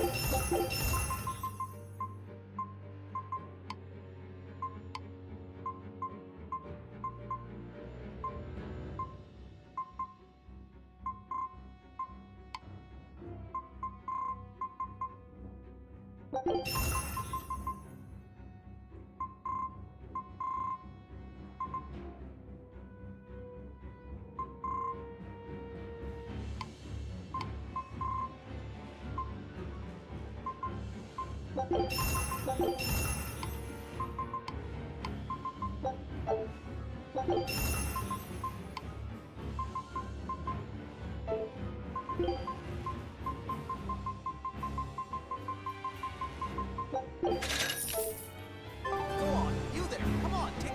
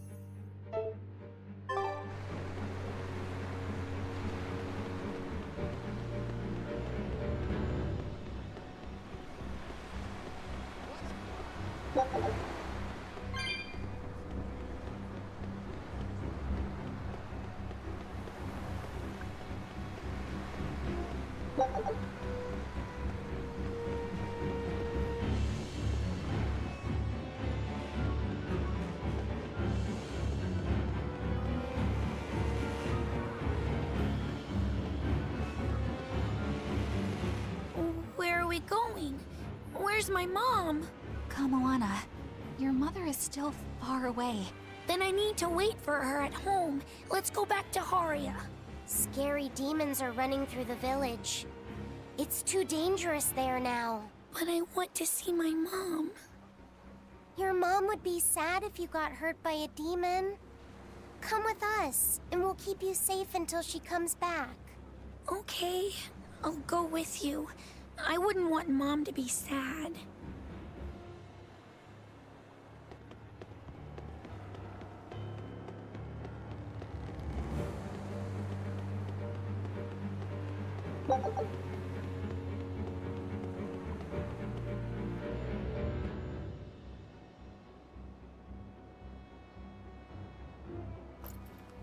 All right. You're going to tell me about the demon blight and malevolence. Are you seriously thinking of breaking the Moloch taboo? That depends. Moloch taboo? This is about more than just the demons. You could say it's the truth behind how this world really works. The knowledge can be devastating to humans, throwing into question everything they think they know. And so the Malachim agreed to withhold it from humans, for their own protection.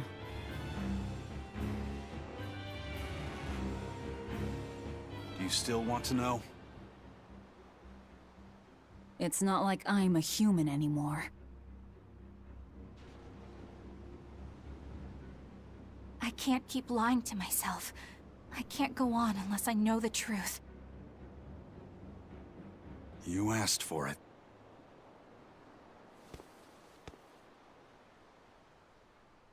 First of all, this illness you call Demon Blight does not exist.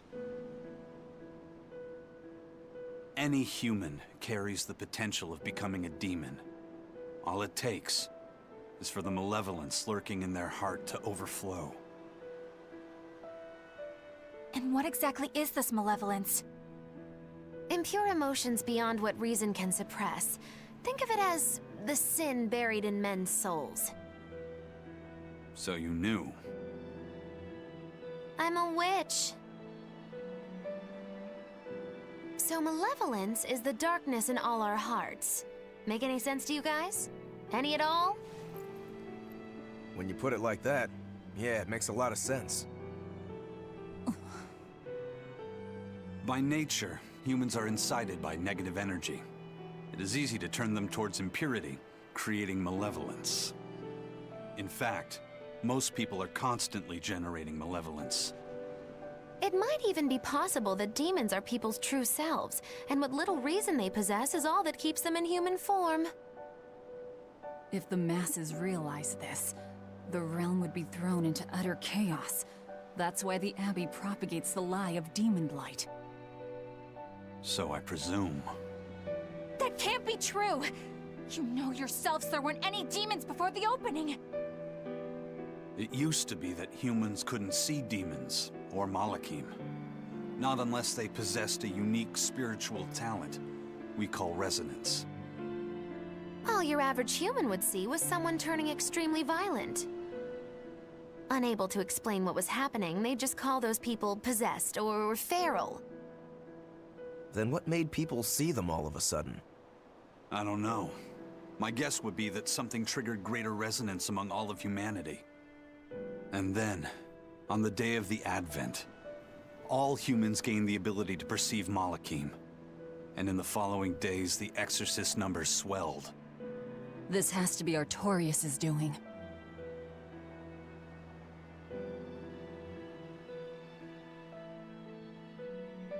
But if there's no sickness, why would an entire village turn into demons at the same time? 8-headed is the lord of the land, with 7 mouths to devour malevolence.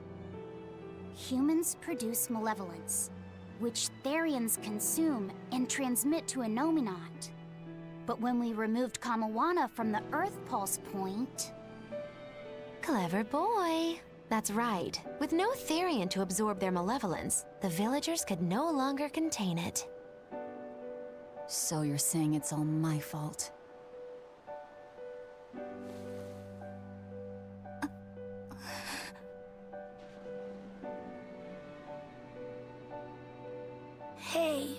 what's going on. You all look so sad. It's scaring me.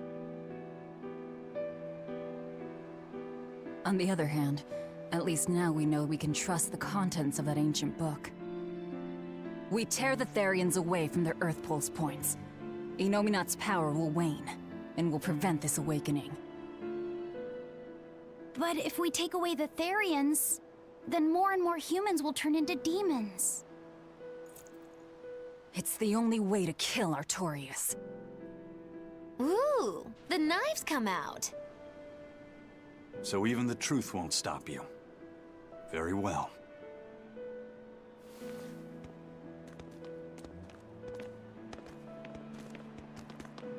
Since each Therian looks different, we'll only find them by capturing the Earth Pulse points one by one.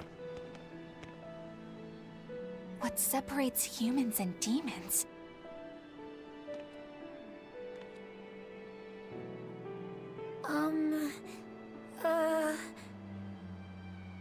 That's Eleanor.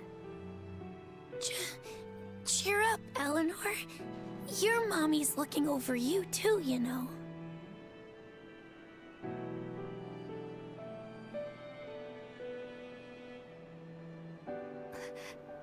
Yeah, so she is. Thank you. Come, Alana.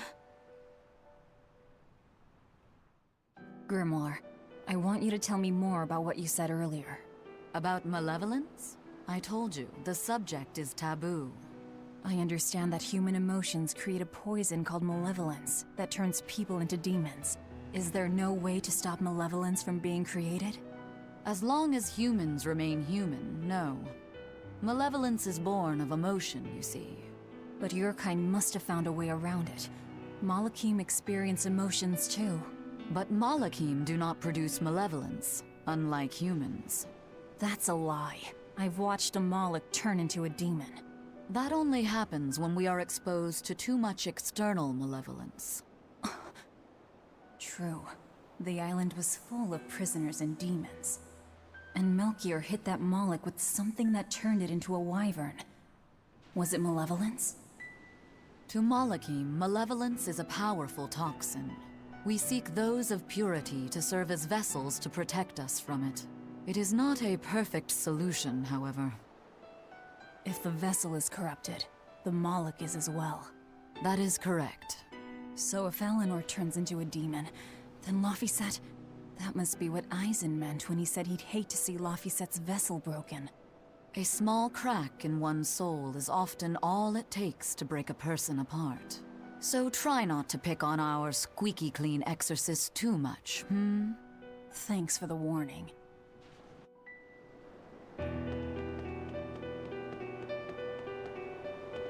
So I rescued this poacher who'd run away from one of those Class 4 islands, right? She mentioned something about being hired by some chef to go hunt a rare wolf on the island. But she didn't see a single blasted critter on that island, let alone any rare wolf. Place was empty. Then why did she run away? Even though she never saw nothing, she kept hearing some beast howling round the island. Freaked her right out, I tell ya. When she got back to her boat, her food had been pilfered, and her ship was scratched up to hell. She got out of there as quick as she could, but her ship sunk soon as she hit open water. Sounds like whatever's there is as smart and manipulative as it is vicious. Sounds like. Later I heard some talk about how several exorcists had gotten killed on that island. If you plan on going, you'd best be very cautious.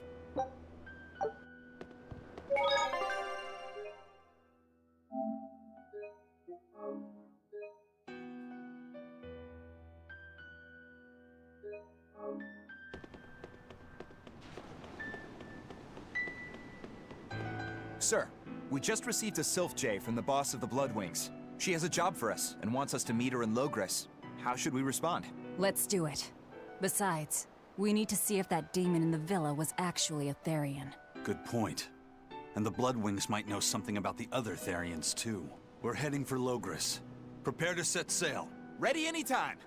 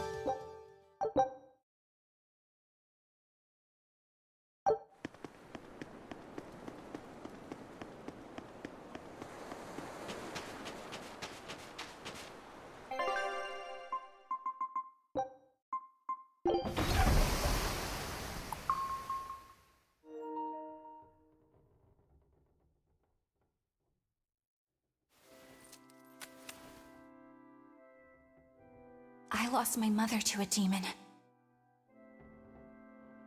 Yet that girl's a Therian. I don't even know what I want anymore. Hey, that's pretty! You like to look at that thing, don't you? Yes, my mother... Someone very important to me gave me this. I treasure it a lot. Looking at it gives me strength. Do you want to see it? Yeah! Ah! What's wrong? My face! It's scary! I don't want to look like that! I don't want my mommy to hate me! Mommy! Mommy! When I was her age, that's just how I cried. Come, Moana. I want you to see this. That huge owie. What happened? It's big and ugly, isn't it? There are scary things about my body, too. But do you think I'm scary, Kamoana? No, not at all. But are you alright? Does that hurt? Thanks, sweetie. I'm alright, I promise. What about me? Do you think I'm scary? You're such a sweetheart, Kamoana. Nobody could ever be scared of you. Not me, not your mother, not Laphicet. You don't have to cry anymore. It'll be okay. I promise. Okay. That scar, was it from a demon? Yeah. They attacked my village when I was a girl. I was so hurt I couldn't move. But my mother lured them away from me so I could survive. What happened to her? The last thing she said to me was, "Stay strong and keep living." Oh. Come to the deck. Grimoire says she's learned something from the book. Hey, why's your face so red? It's nothing. Somehow, I doubt that. It's nothing, I swear.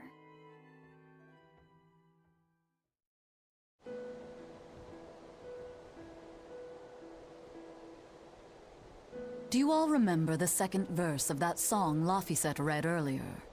4 Empyreans may tear him asunder, but so long as there is one receptive to divine power, Therian shall be forever reborn in sight of the full crimson moon.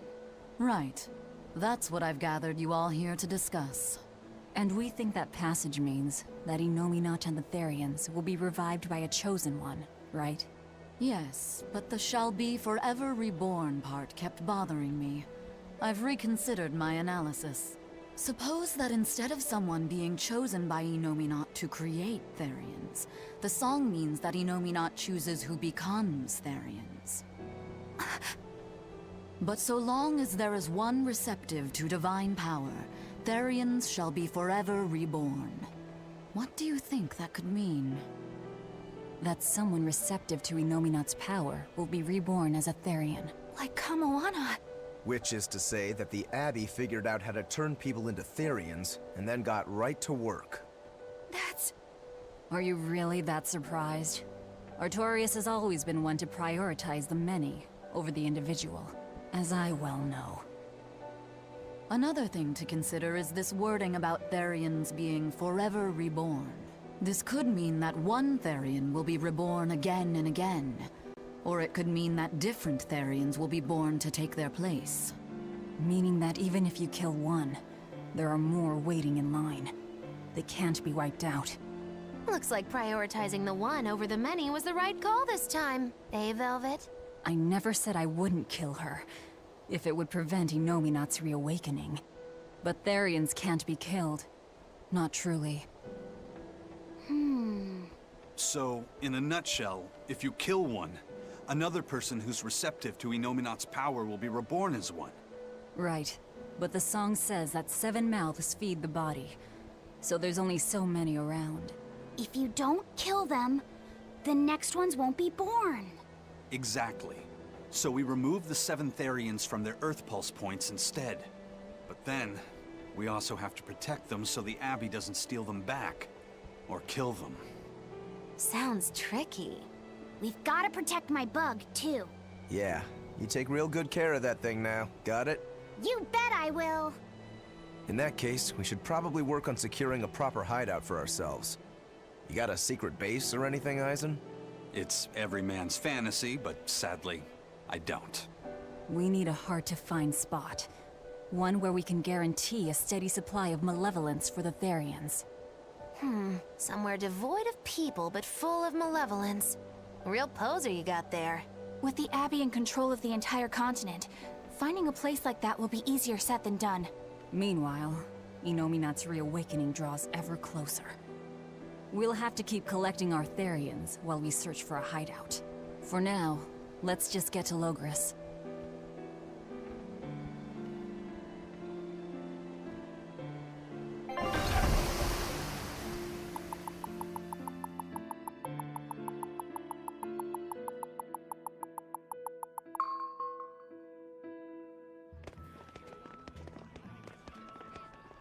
Hey, old man!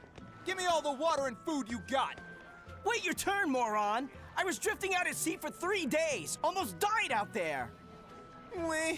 Poor you. You probably deserved it. Say that again, wise ass. I dare ya. Shut up, both of you. No one's getting anything until you pay me what you owe first. Are they gonna be okay? Don't pay them any mind. Sailors are just a short-tempered bunch, that's all. Huh? The hell are you doing? What's going on? They've jacked up the price to dock our ship here. Oh yeah? Some real balls you've got there, buddy. If you lot want to moor here, that's the price you're gonna pay. Look, pirates are a liability to begin with, but calling your crew infamous these days would be putting it lightly. The more wanted you are, the more it's gonna cost to hide you. Capiche? Hard to argue there. Benwick, just pay the man what he wants. Yes, sir. You're such pushovers. You and the captain both. I knew I could count on you to come through, Eisen. Pleasure doing business with you. Looks like I'm causing you trouble. It comes with the job. Don't sweat it. Some sailors just have longer tempers than others. Noted.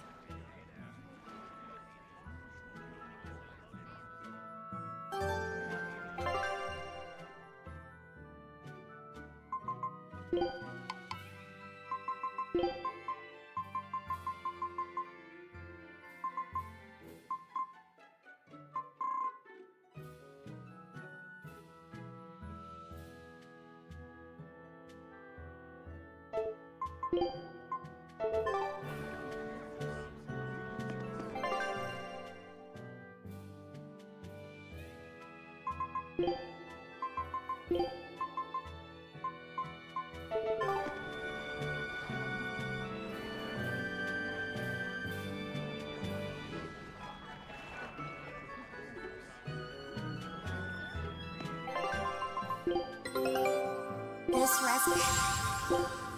Scout.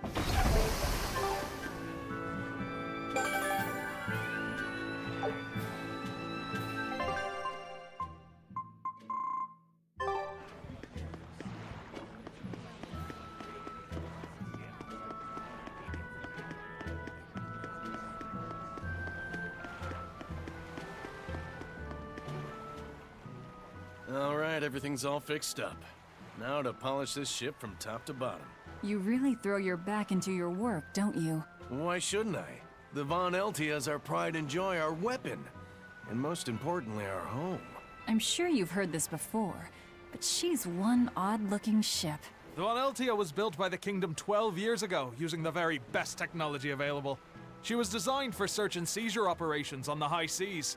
Apparently, her unusual design comes from an engineer who is familiar with technology from the far continent. But on her maiden voyage, a string of mysterious accidents took the lives of the captain, then the second, and then the third in command. People thought the ship was bad luck.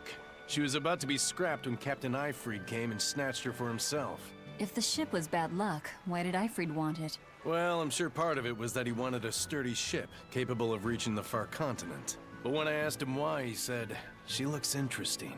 She's too interesting if you ask me. We've been chased by storms, struck by icebergs, attacked by a giant whale. You name it. 3 years ago when the first mate arrived, it all made sense. To think we'd been haunted by a Reaper the whole time. Oh, come on.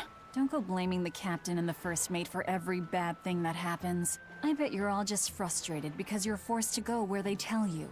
None of us are forced to be here. We're here because we choose to be here. And we do so fully knowing what sort of men the captain and the first mate are. Anyone can leave the crew whenever they like. We're free pirates, each of us, here because we want to be. Some of us love adventure, some are looking to test their fate, and some are just searching for a good place to die. We're a ragtag bunch of rogues, that's for sure. But not a one of us has died carrying regret or resentment. So we're glad to help out you and yours. But you'd best not forget what we stand for. I won't. They're quite the crew, aren't they? Were all those accidents truly caused by your power? Yeah. I've been searching far and wide for a way to lift the Reaper's curse. But when I couldn't find a single thread to follow on this continent, I turned my eyes to the other side of the ocean. And that's why you boarded this ship. And a fine ship she is. The Von Eltia was built from 1,000-year-old wood, you know. Before I found my coin, she was my vessel. But then the accidents came. And then Eyfried stole the ship. Did he know you were on board? Definitely. He had pretty solid resonance going for him. Although at first, I think he assumed I was just a dour-eyed lubber worthy of little notice. I suppose being a Reaper tends to take its toll like that. No argument there. But still, whether they could see me or not, they didn't act any differently at all. I fought my damn curse with everything I had. And Eyfried and his crew fought right along with me. Hell, we even finally made it to the far continent. And you didn't find anything there? To help with your curse? I didn't even look. But that's why you went there, isn't it? Eventually, I just got tired of fighting back. The crew, they taught me how to feel alive. And the joy of pursuing my dreams alongside good friends.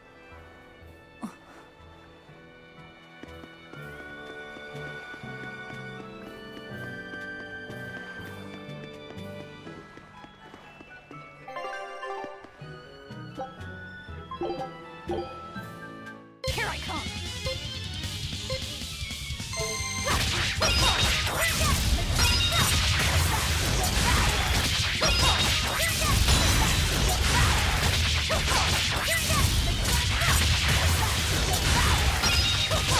No mercy! You thought I'd stop there? Annihilating? Come on, really?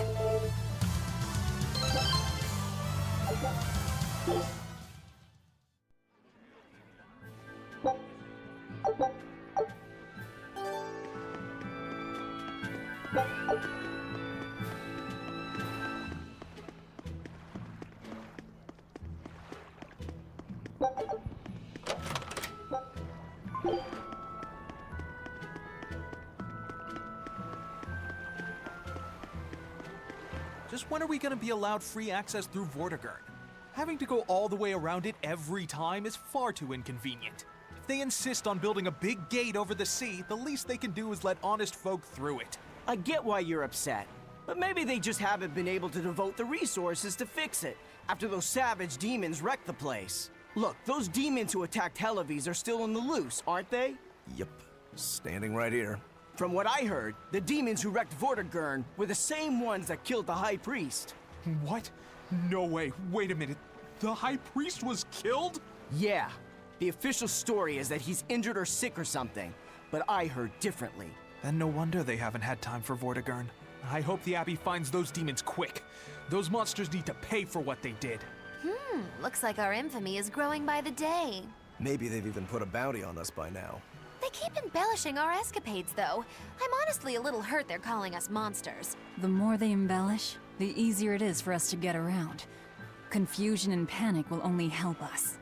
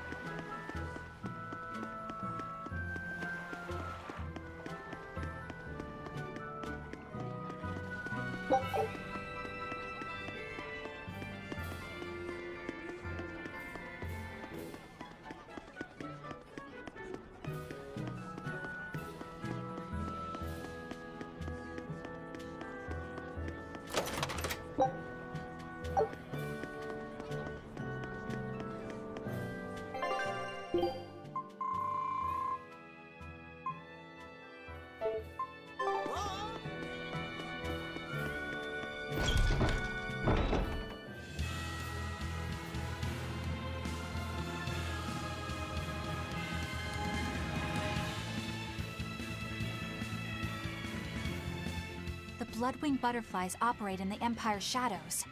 Not even the Abbey knows their full scope beyond whispers and rumor. And you all have a connection to them, don't you? Dark and interconnected is the underworld. We've heard voices in the shadows, glimpsed faces behind paper-thin masks. The attack on High Priest Gideon. Was that at their behest? Yeah, the Bloodwings asked us to take him out. We did it in exchange for information that could lead us to Artorias. Information? You would assassinate a man for mere information?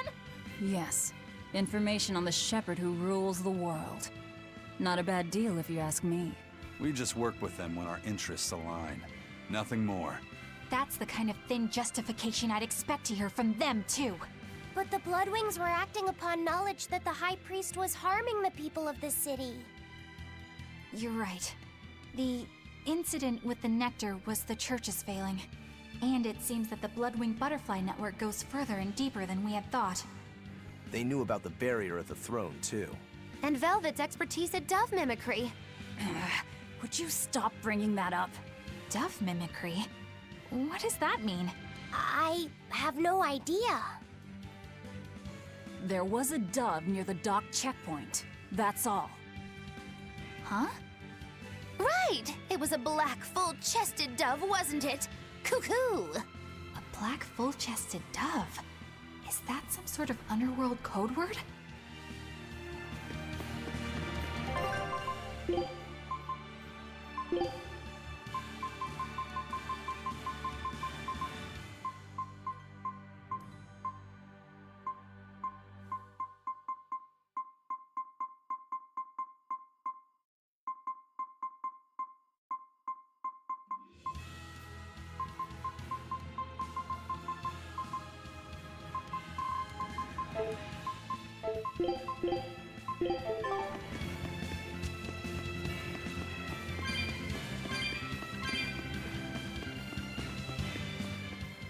Here we are, back in Logris.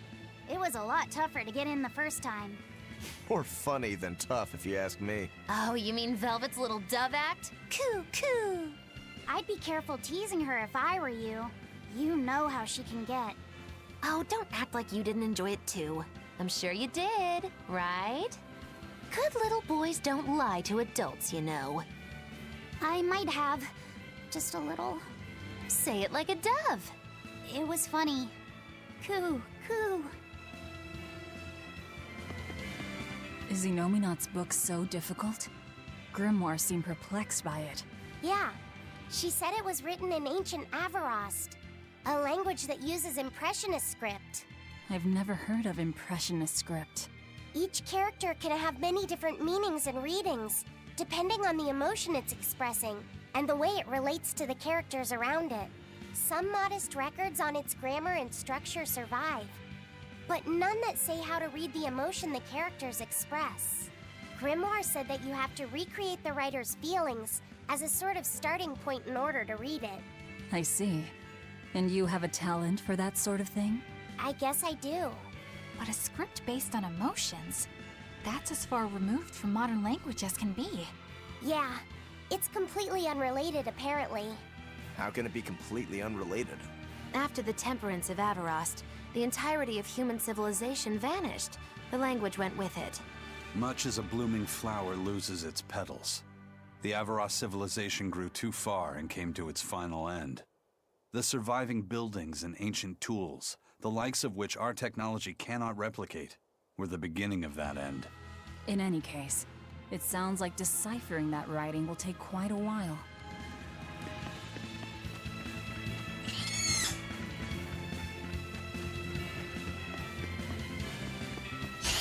Woo! It's a biggie! Clear way!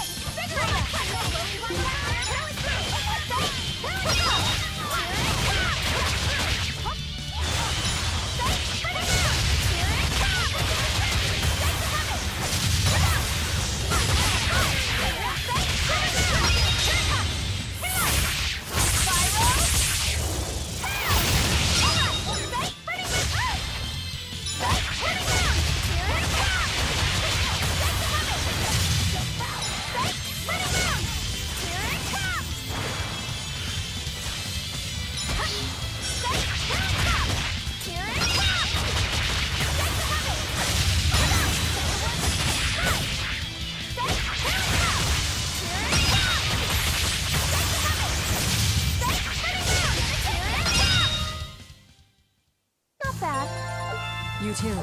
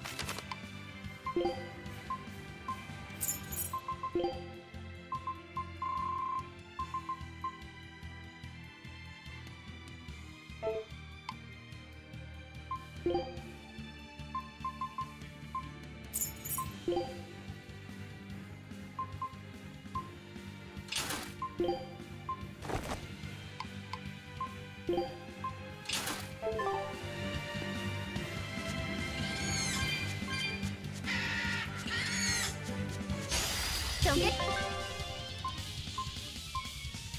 careless.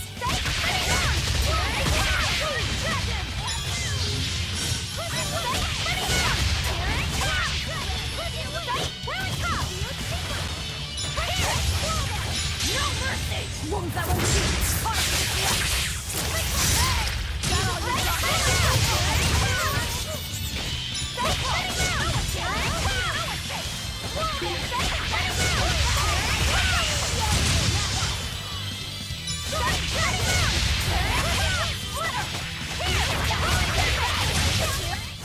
Come on, really?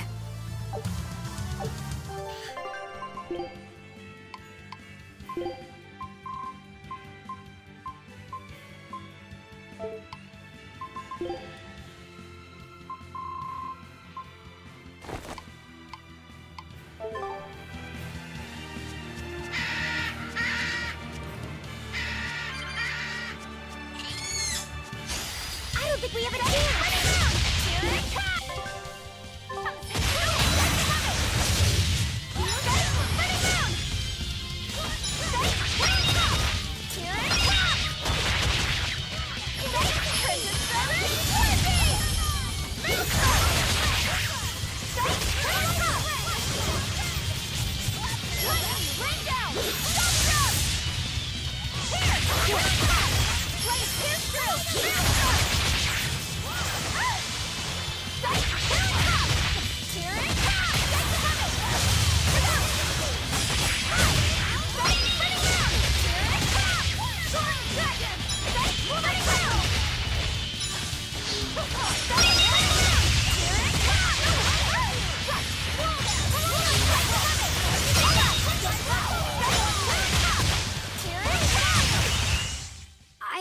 did a good job. I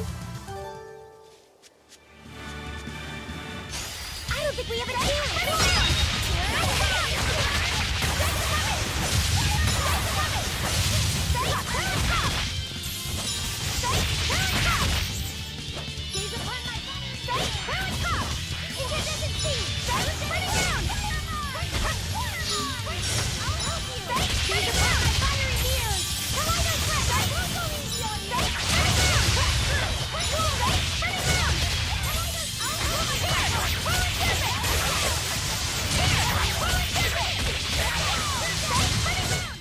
Well, that about does it.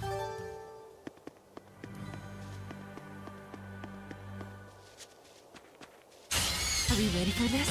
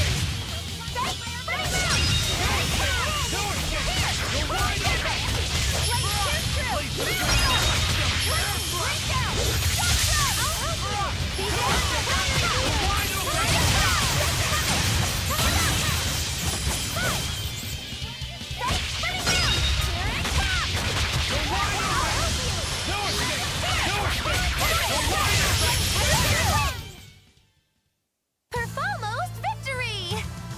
Perfalmost? Basically perfect, but, you know, playing it cool.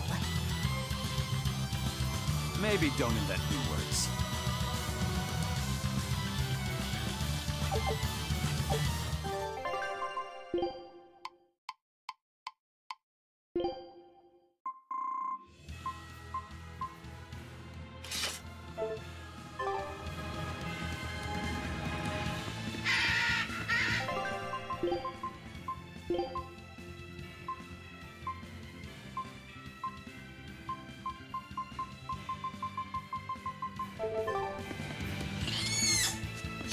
Are we ready for this?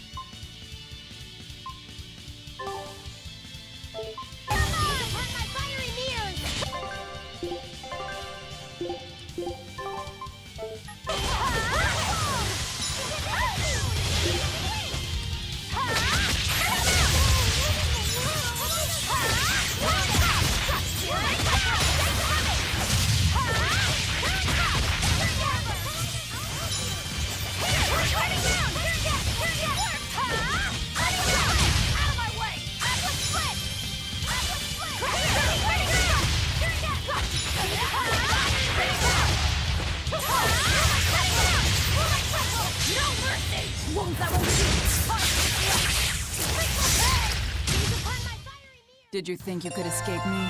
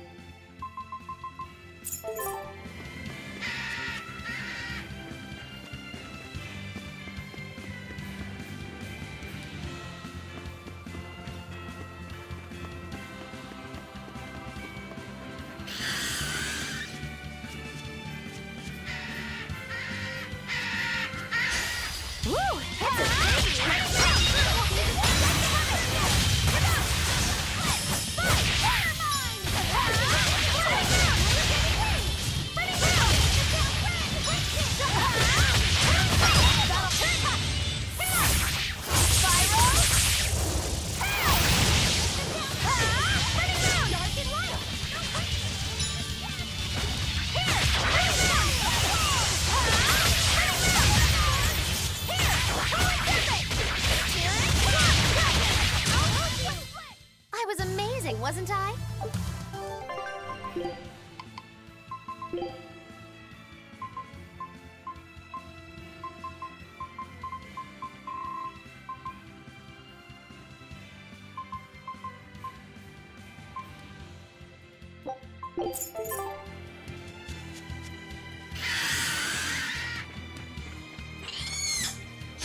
I don't think we have a chance! Turning down!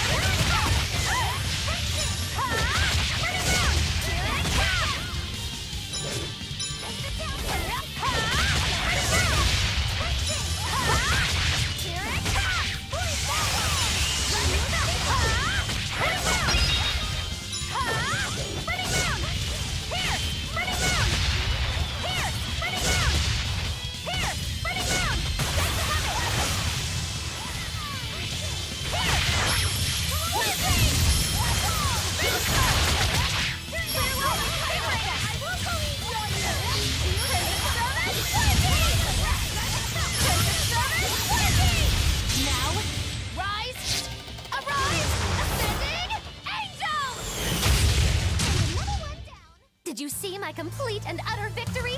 Did you?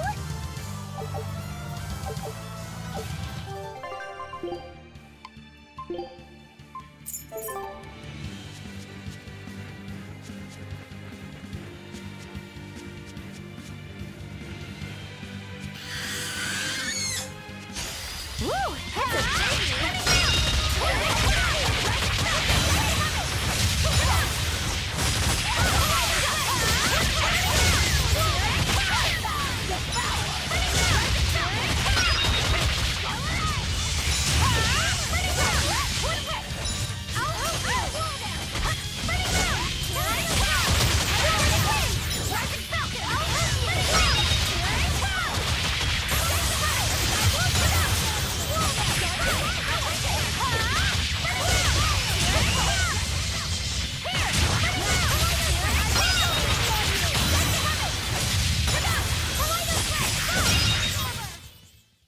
That's the end for you!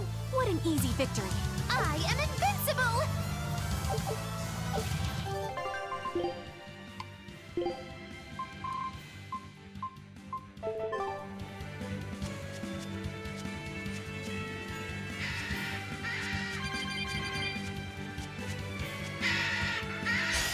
We will need to be extremely wary.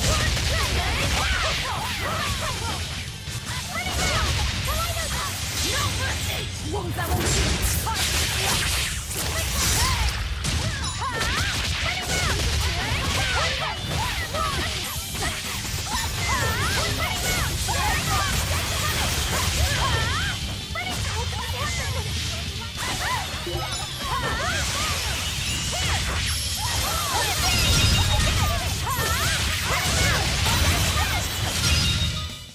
It looks like no one is injured.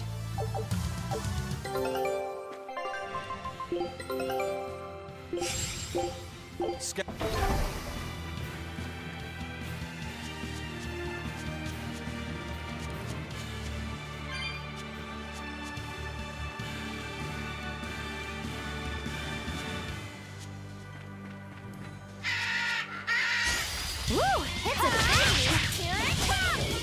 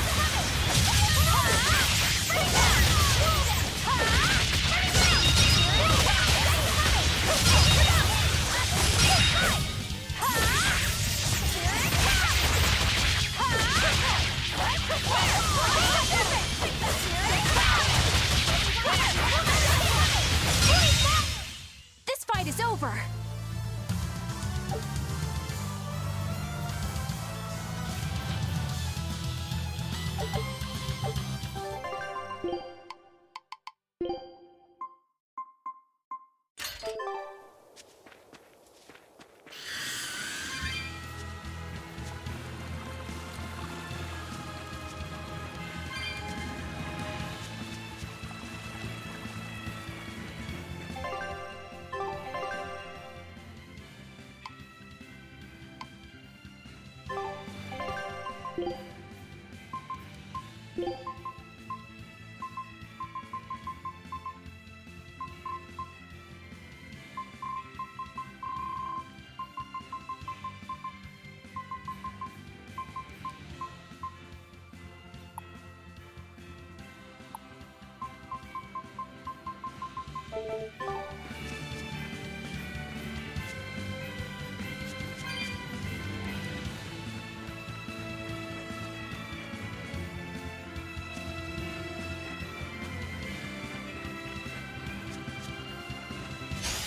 don't think we have a chance!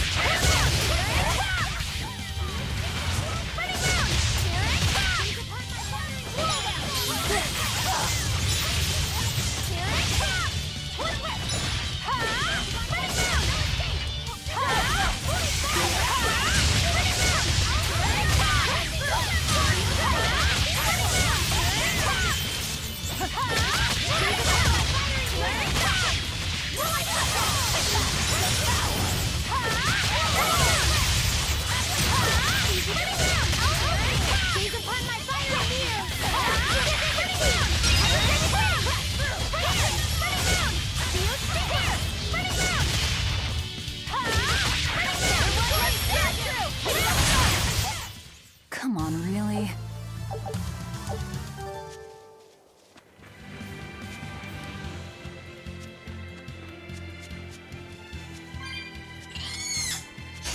Woo! It's a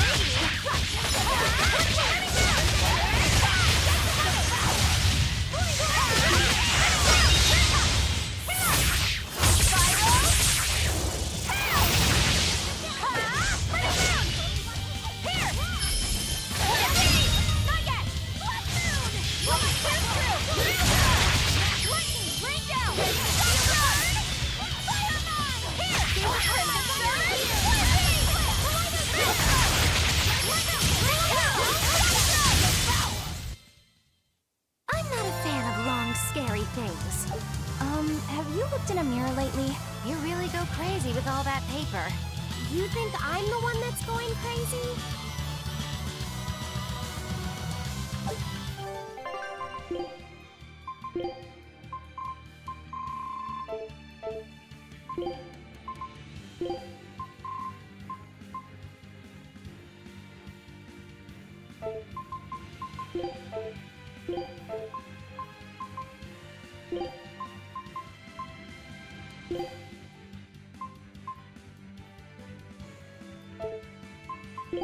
Shall we be off, my more...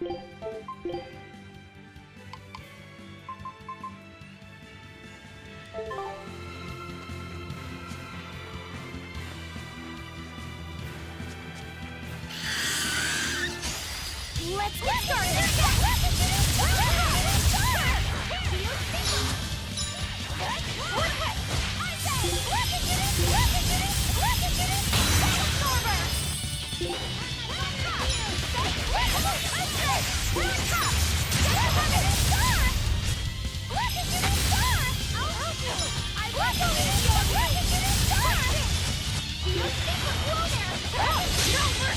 Won't that one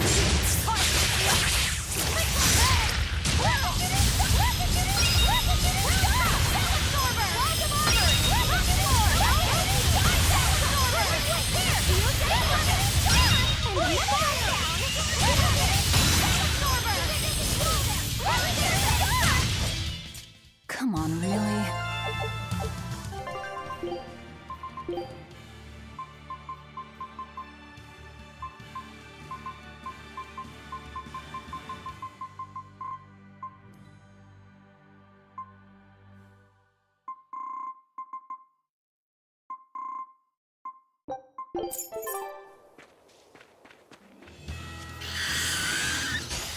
I challenge you!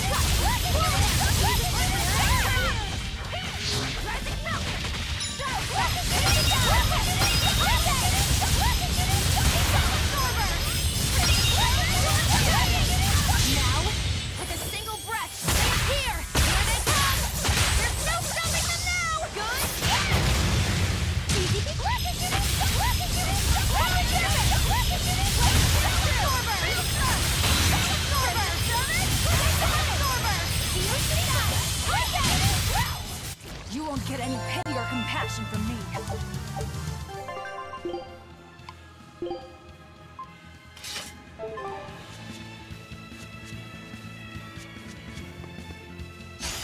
We will need to be extremely wary.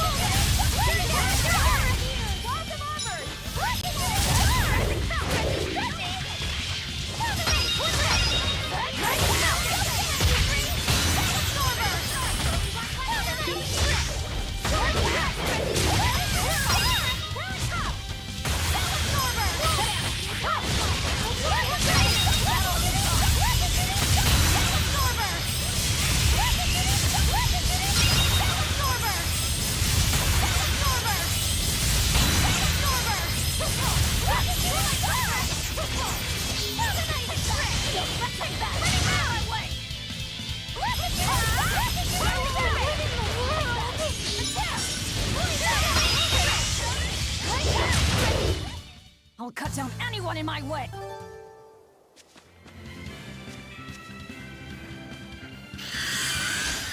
Everyone ready to play?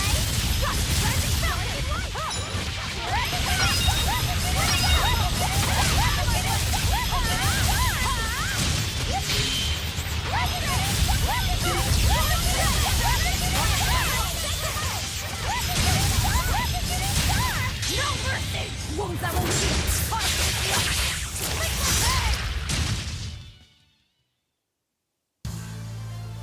I still need a lot of training. Is training hard? It's necessary, so no, I don't think so.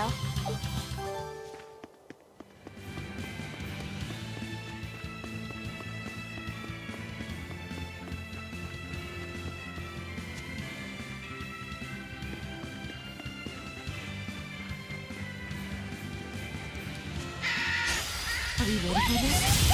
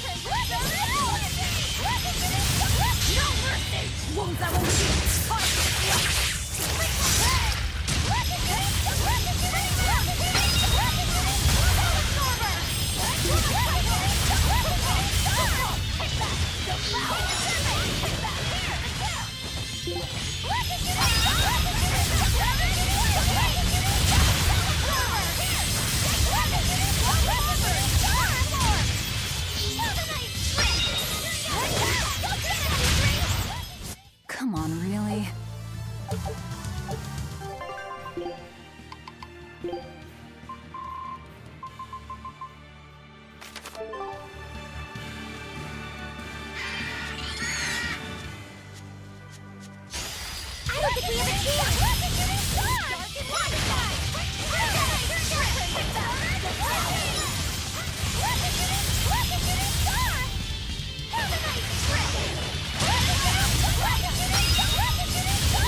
Dark and light! Dark and light!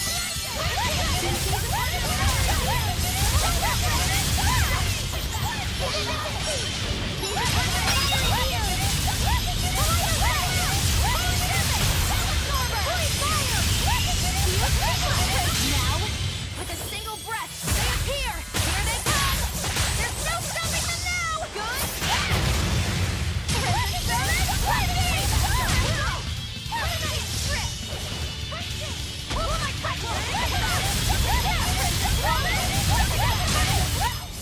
We're finished here. Let's go. I will take the... Are we ready for this?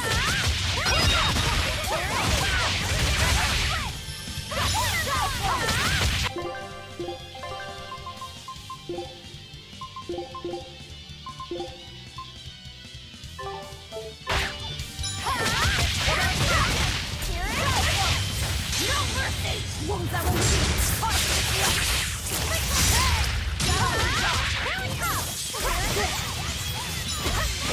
Here it comes! These upon my fiery mirror!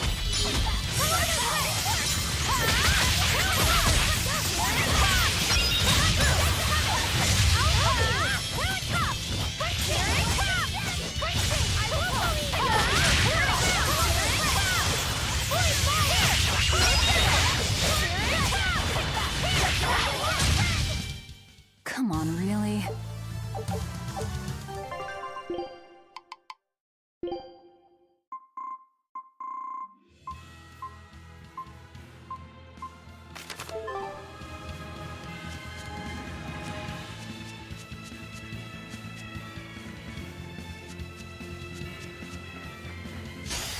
Everyone ready to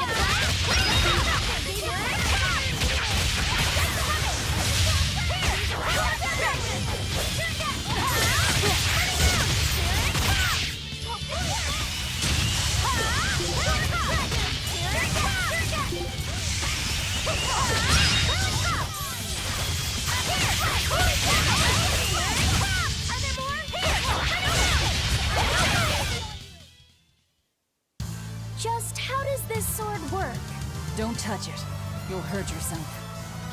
In other words, the rest of her is fair game. Not unless you really want to get hurt.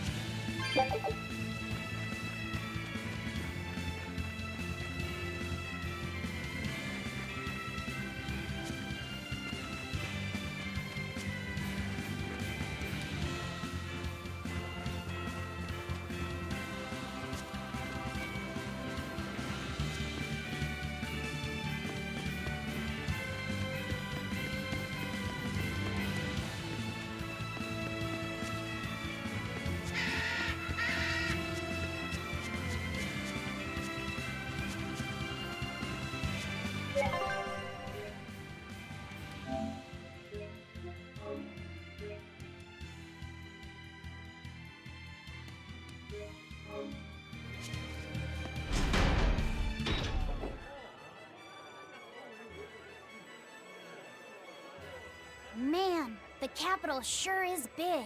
Yeah, with historical buildings and artisans and all, there's much of interest here for a boy who loves to learn. Uh-huh. Sightseeing's nice and all, but don't wander off and get lost. Oh yeah. Sorry. Don't worry about him. He can take care of himself. I know. I was just saying.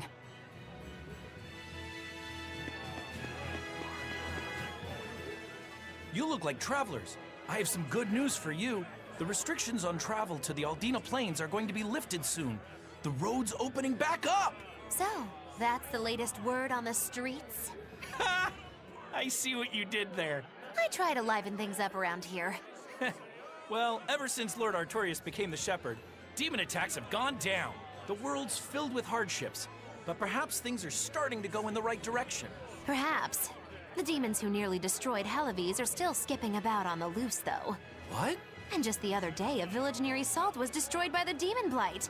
Guess the capital doesn't mind, though. What? Don't worry about it. Your shepherd and the Abbey are going to save the world, right? Listening to you has kinda gotten me all nervous again. If you hear any other scary stories, let me know, please. I've got one with fresh blood, melted bodies. Oh, maybe that tale about the demon doll that comes alive. If you're going to waste time, we're leaving you here. Well, that's enough of this detour then. Sorry to be such a drag. Wait! That doll one sounded really cool!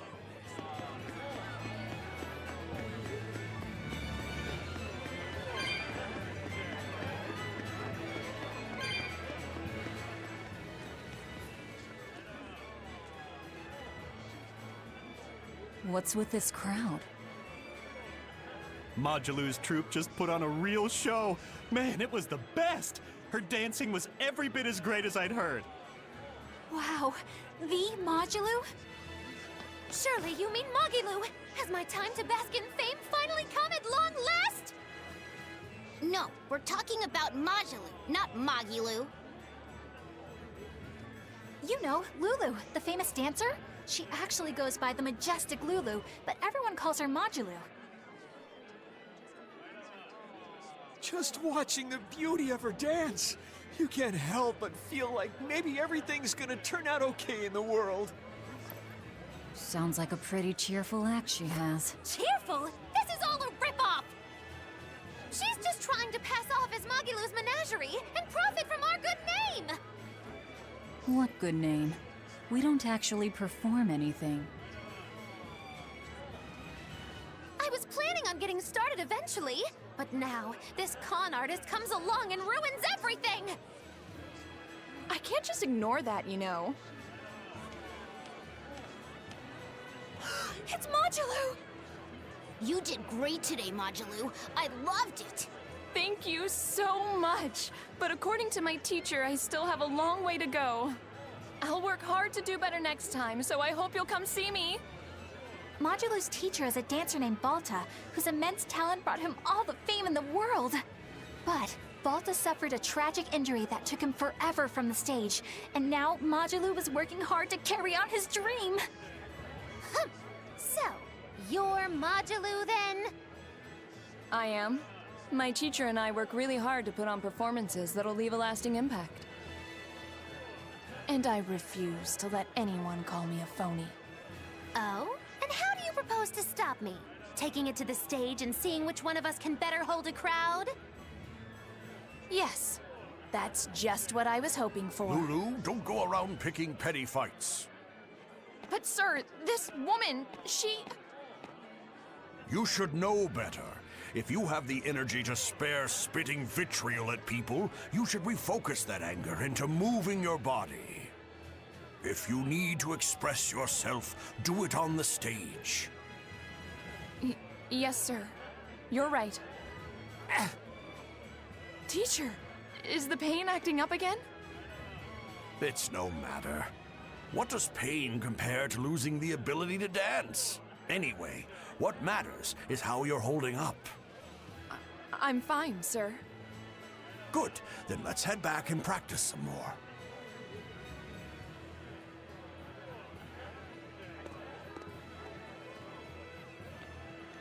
He seems strict. He does.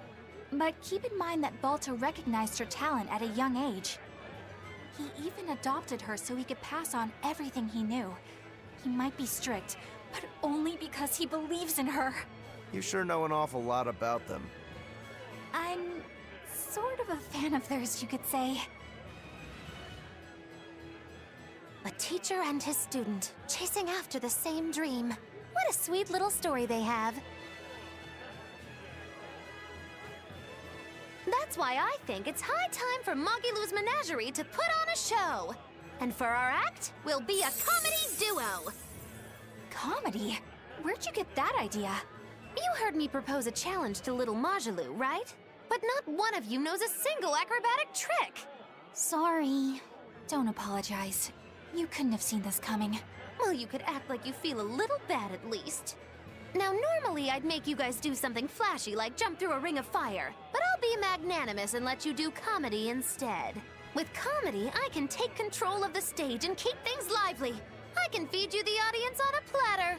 But going on the same stage as Modulu, it's too much to handle. Oh, I can't wait to take her down a peg or two. I'm out. I don't even know why you're bothering. It's hopeless. It's not hopeless. Plus, if we do well, we'll be raking in the dough. What better opportunity do we have to get started than now? After all, people will come thinking we're Majulu's troupe. You're sure eager to profit off of her good name. That's exactly the material I want. Keep throwing out such zingers and the audience will be in stitches. I'm not sure I follow, but okay. The only thing getting thrown out is gonna be you. You know, I think you could pull off being the straight man in our act. What? Keep your compliments to yourself. This plan might sound dumb, but more money never hurts. Eisen, not you too. Then it's settled. Now we just need to book ourselves a few gigs. I've got an in with all the stage directors in town. For now, I think everyone should pair up so we can figure out just what sort of comedy chops you all have. Everybody? Even me? Certainly. Each one of you is a part of Magilu's menagerie, after all. I'm not so sure about this.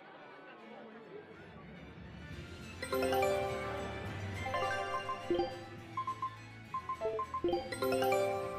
knew this would be big. All right.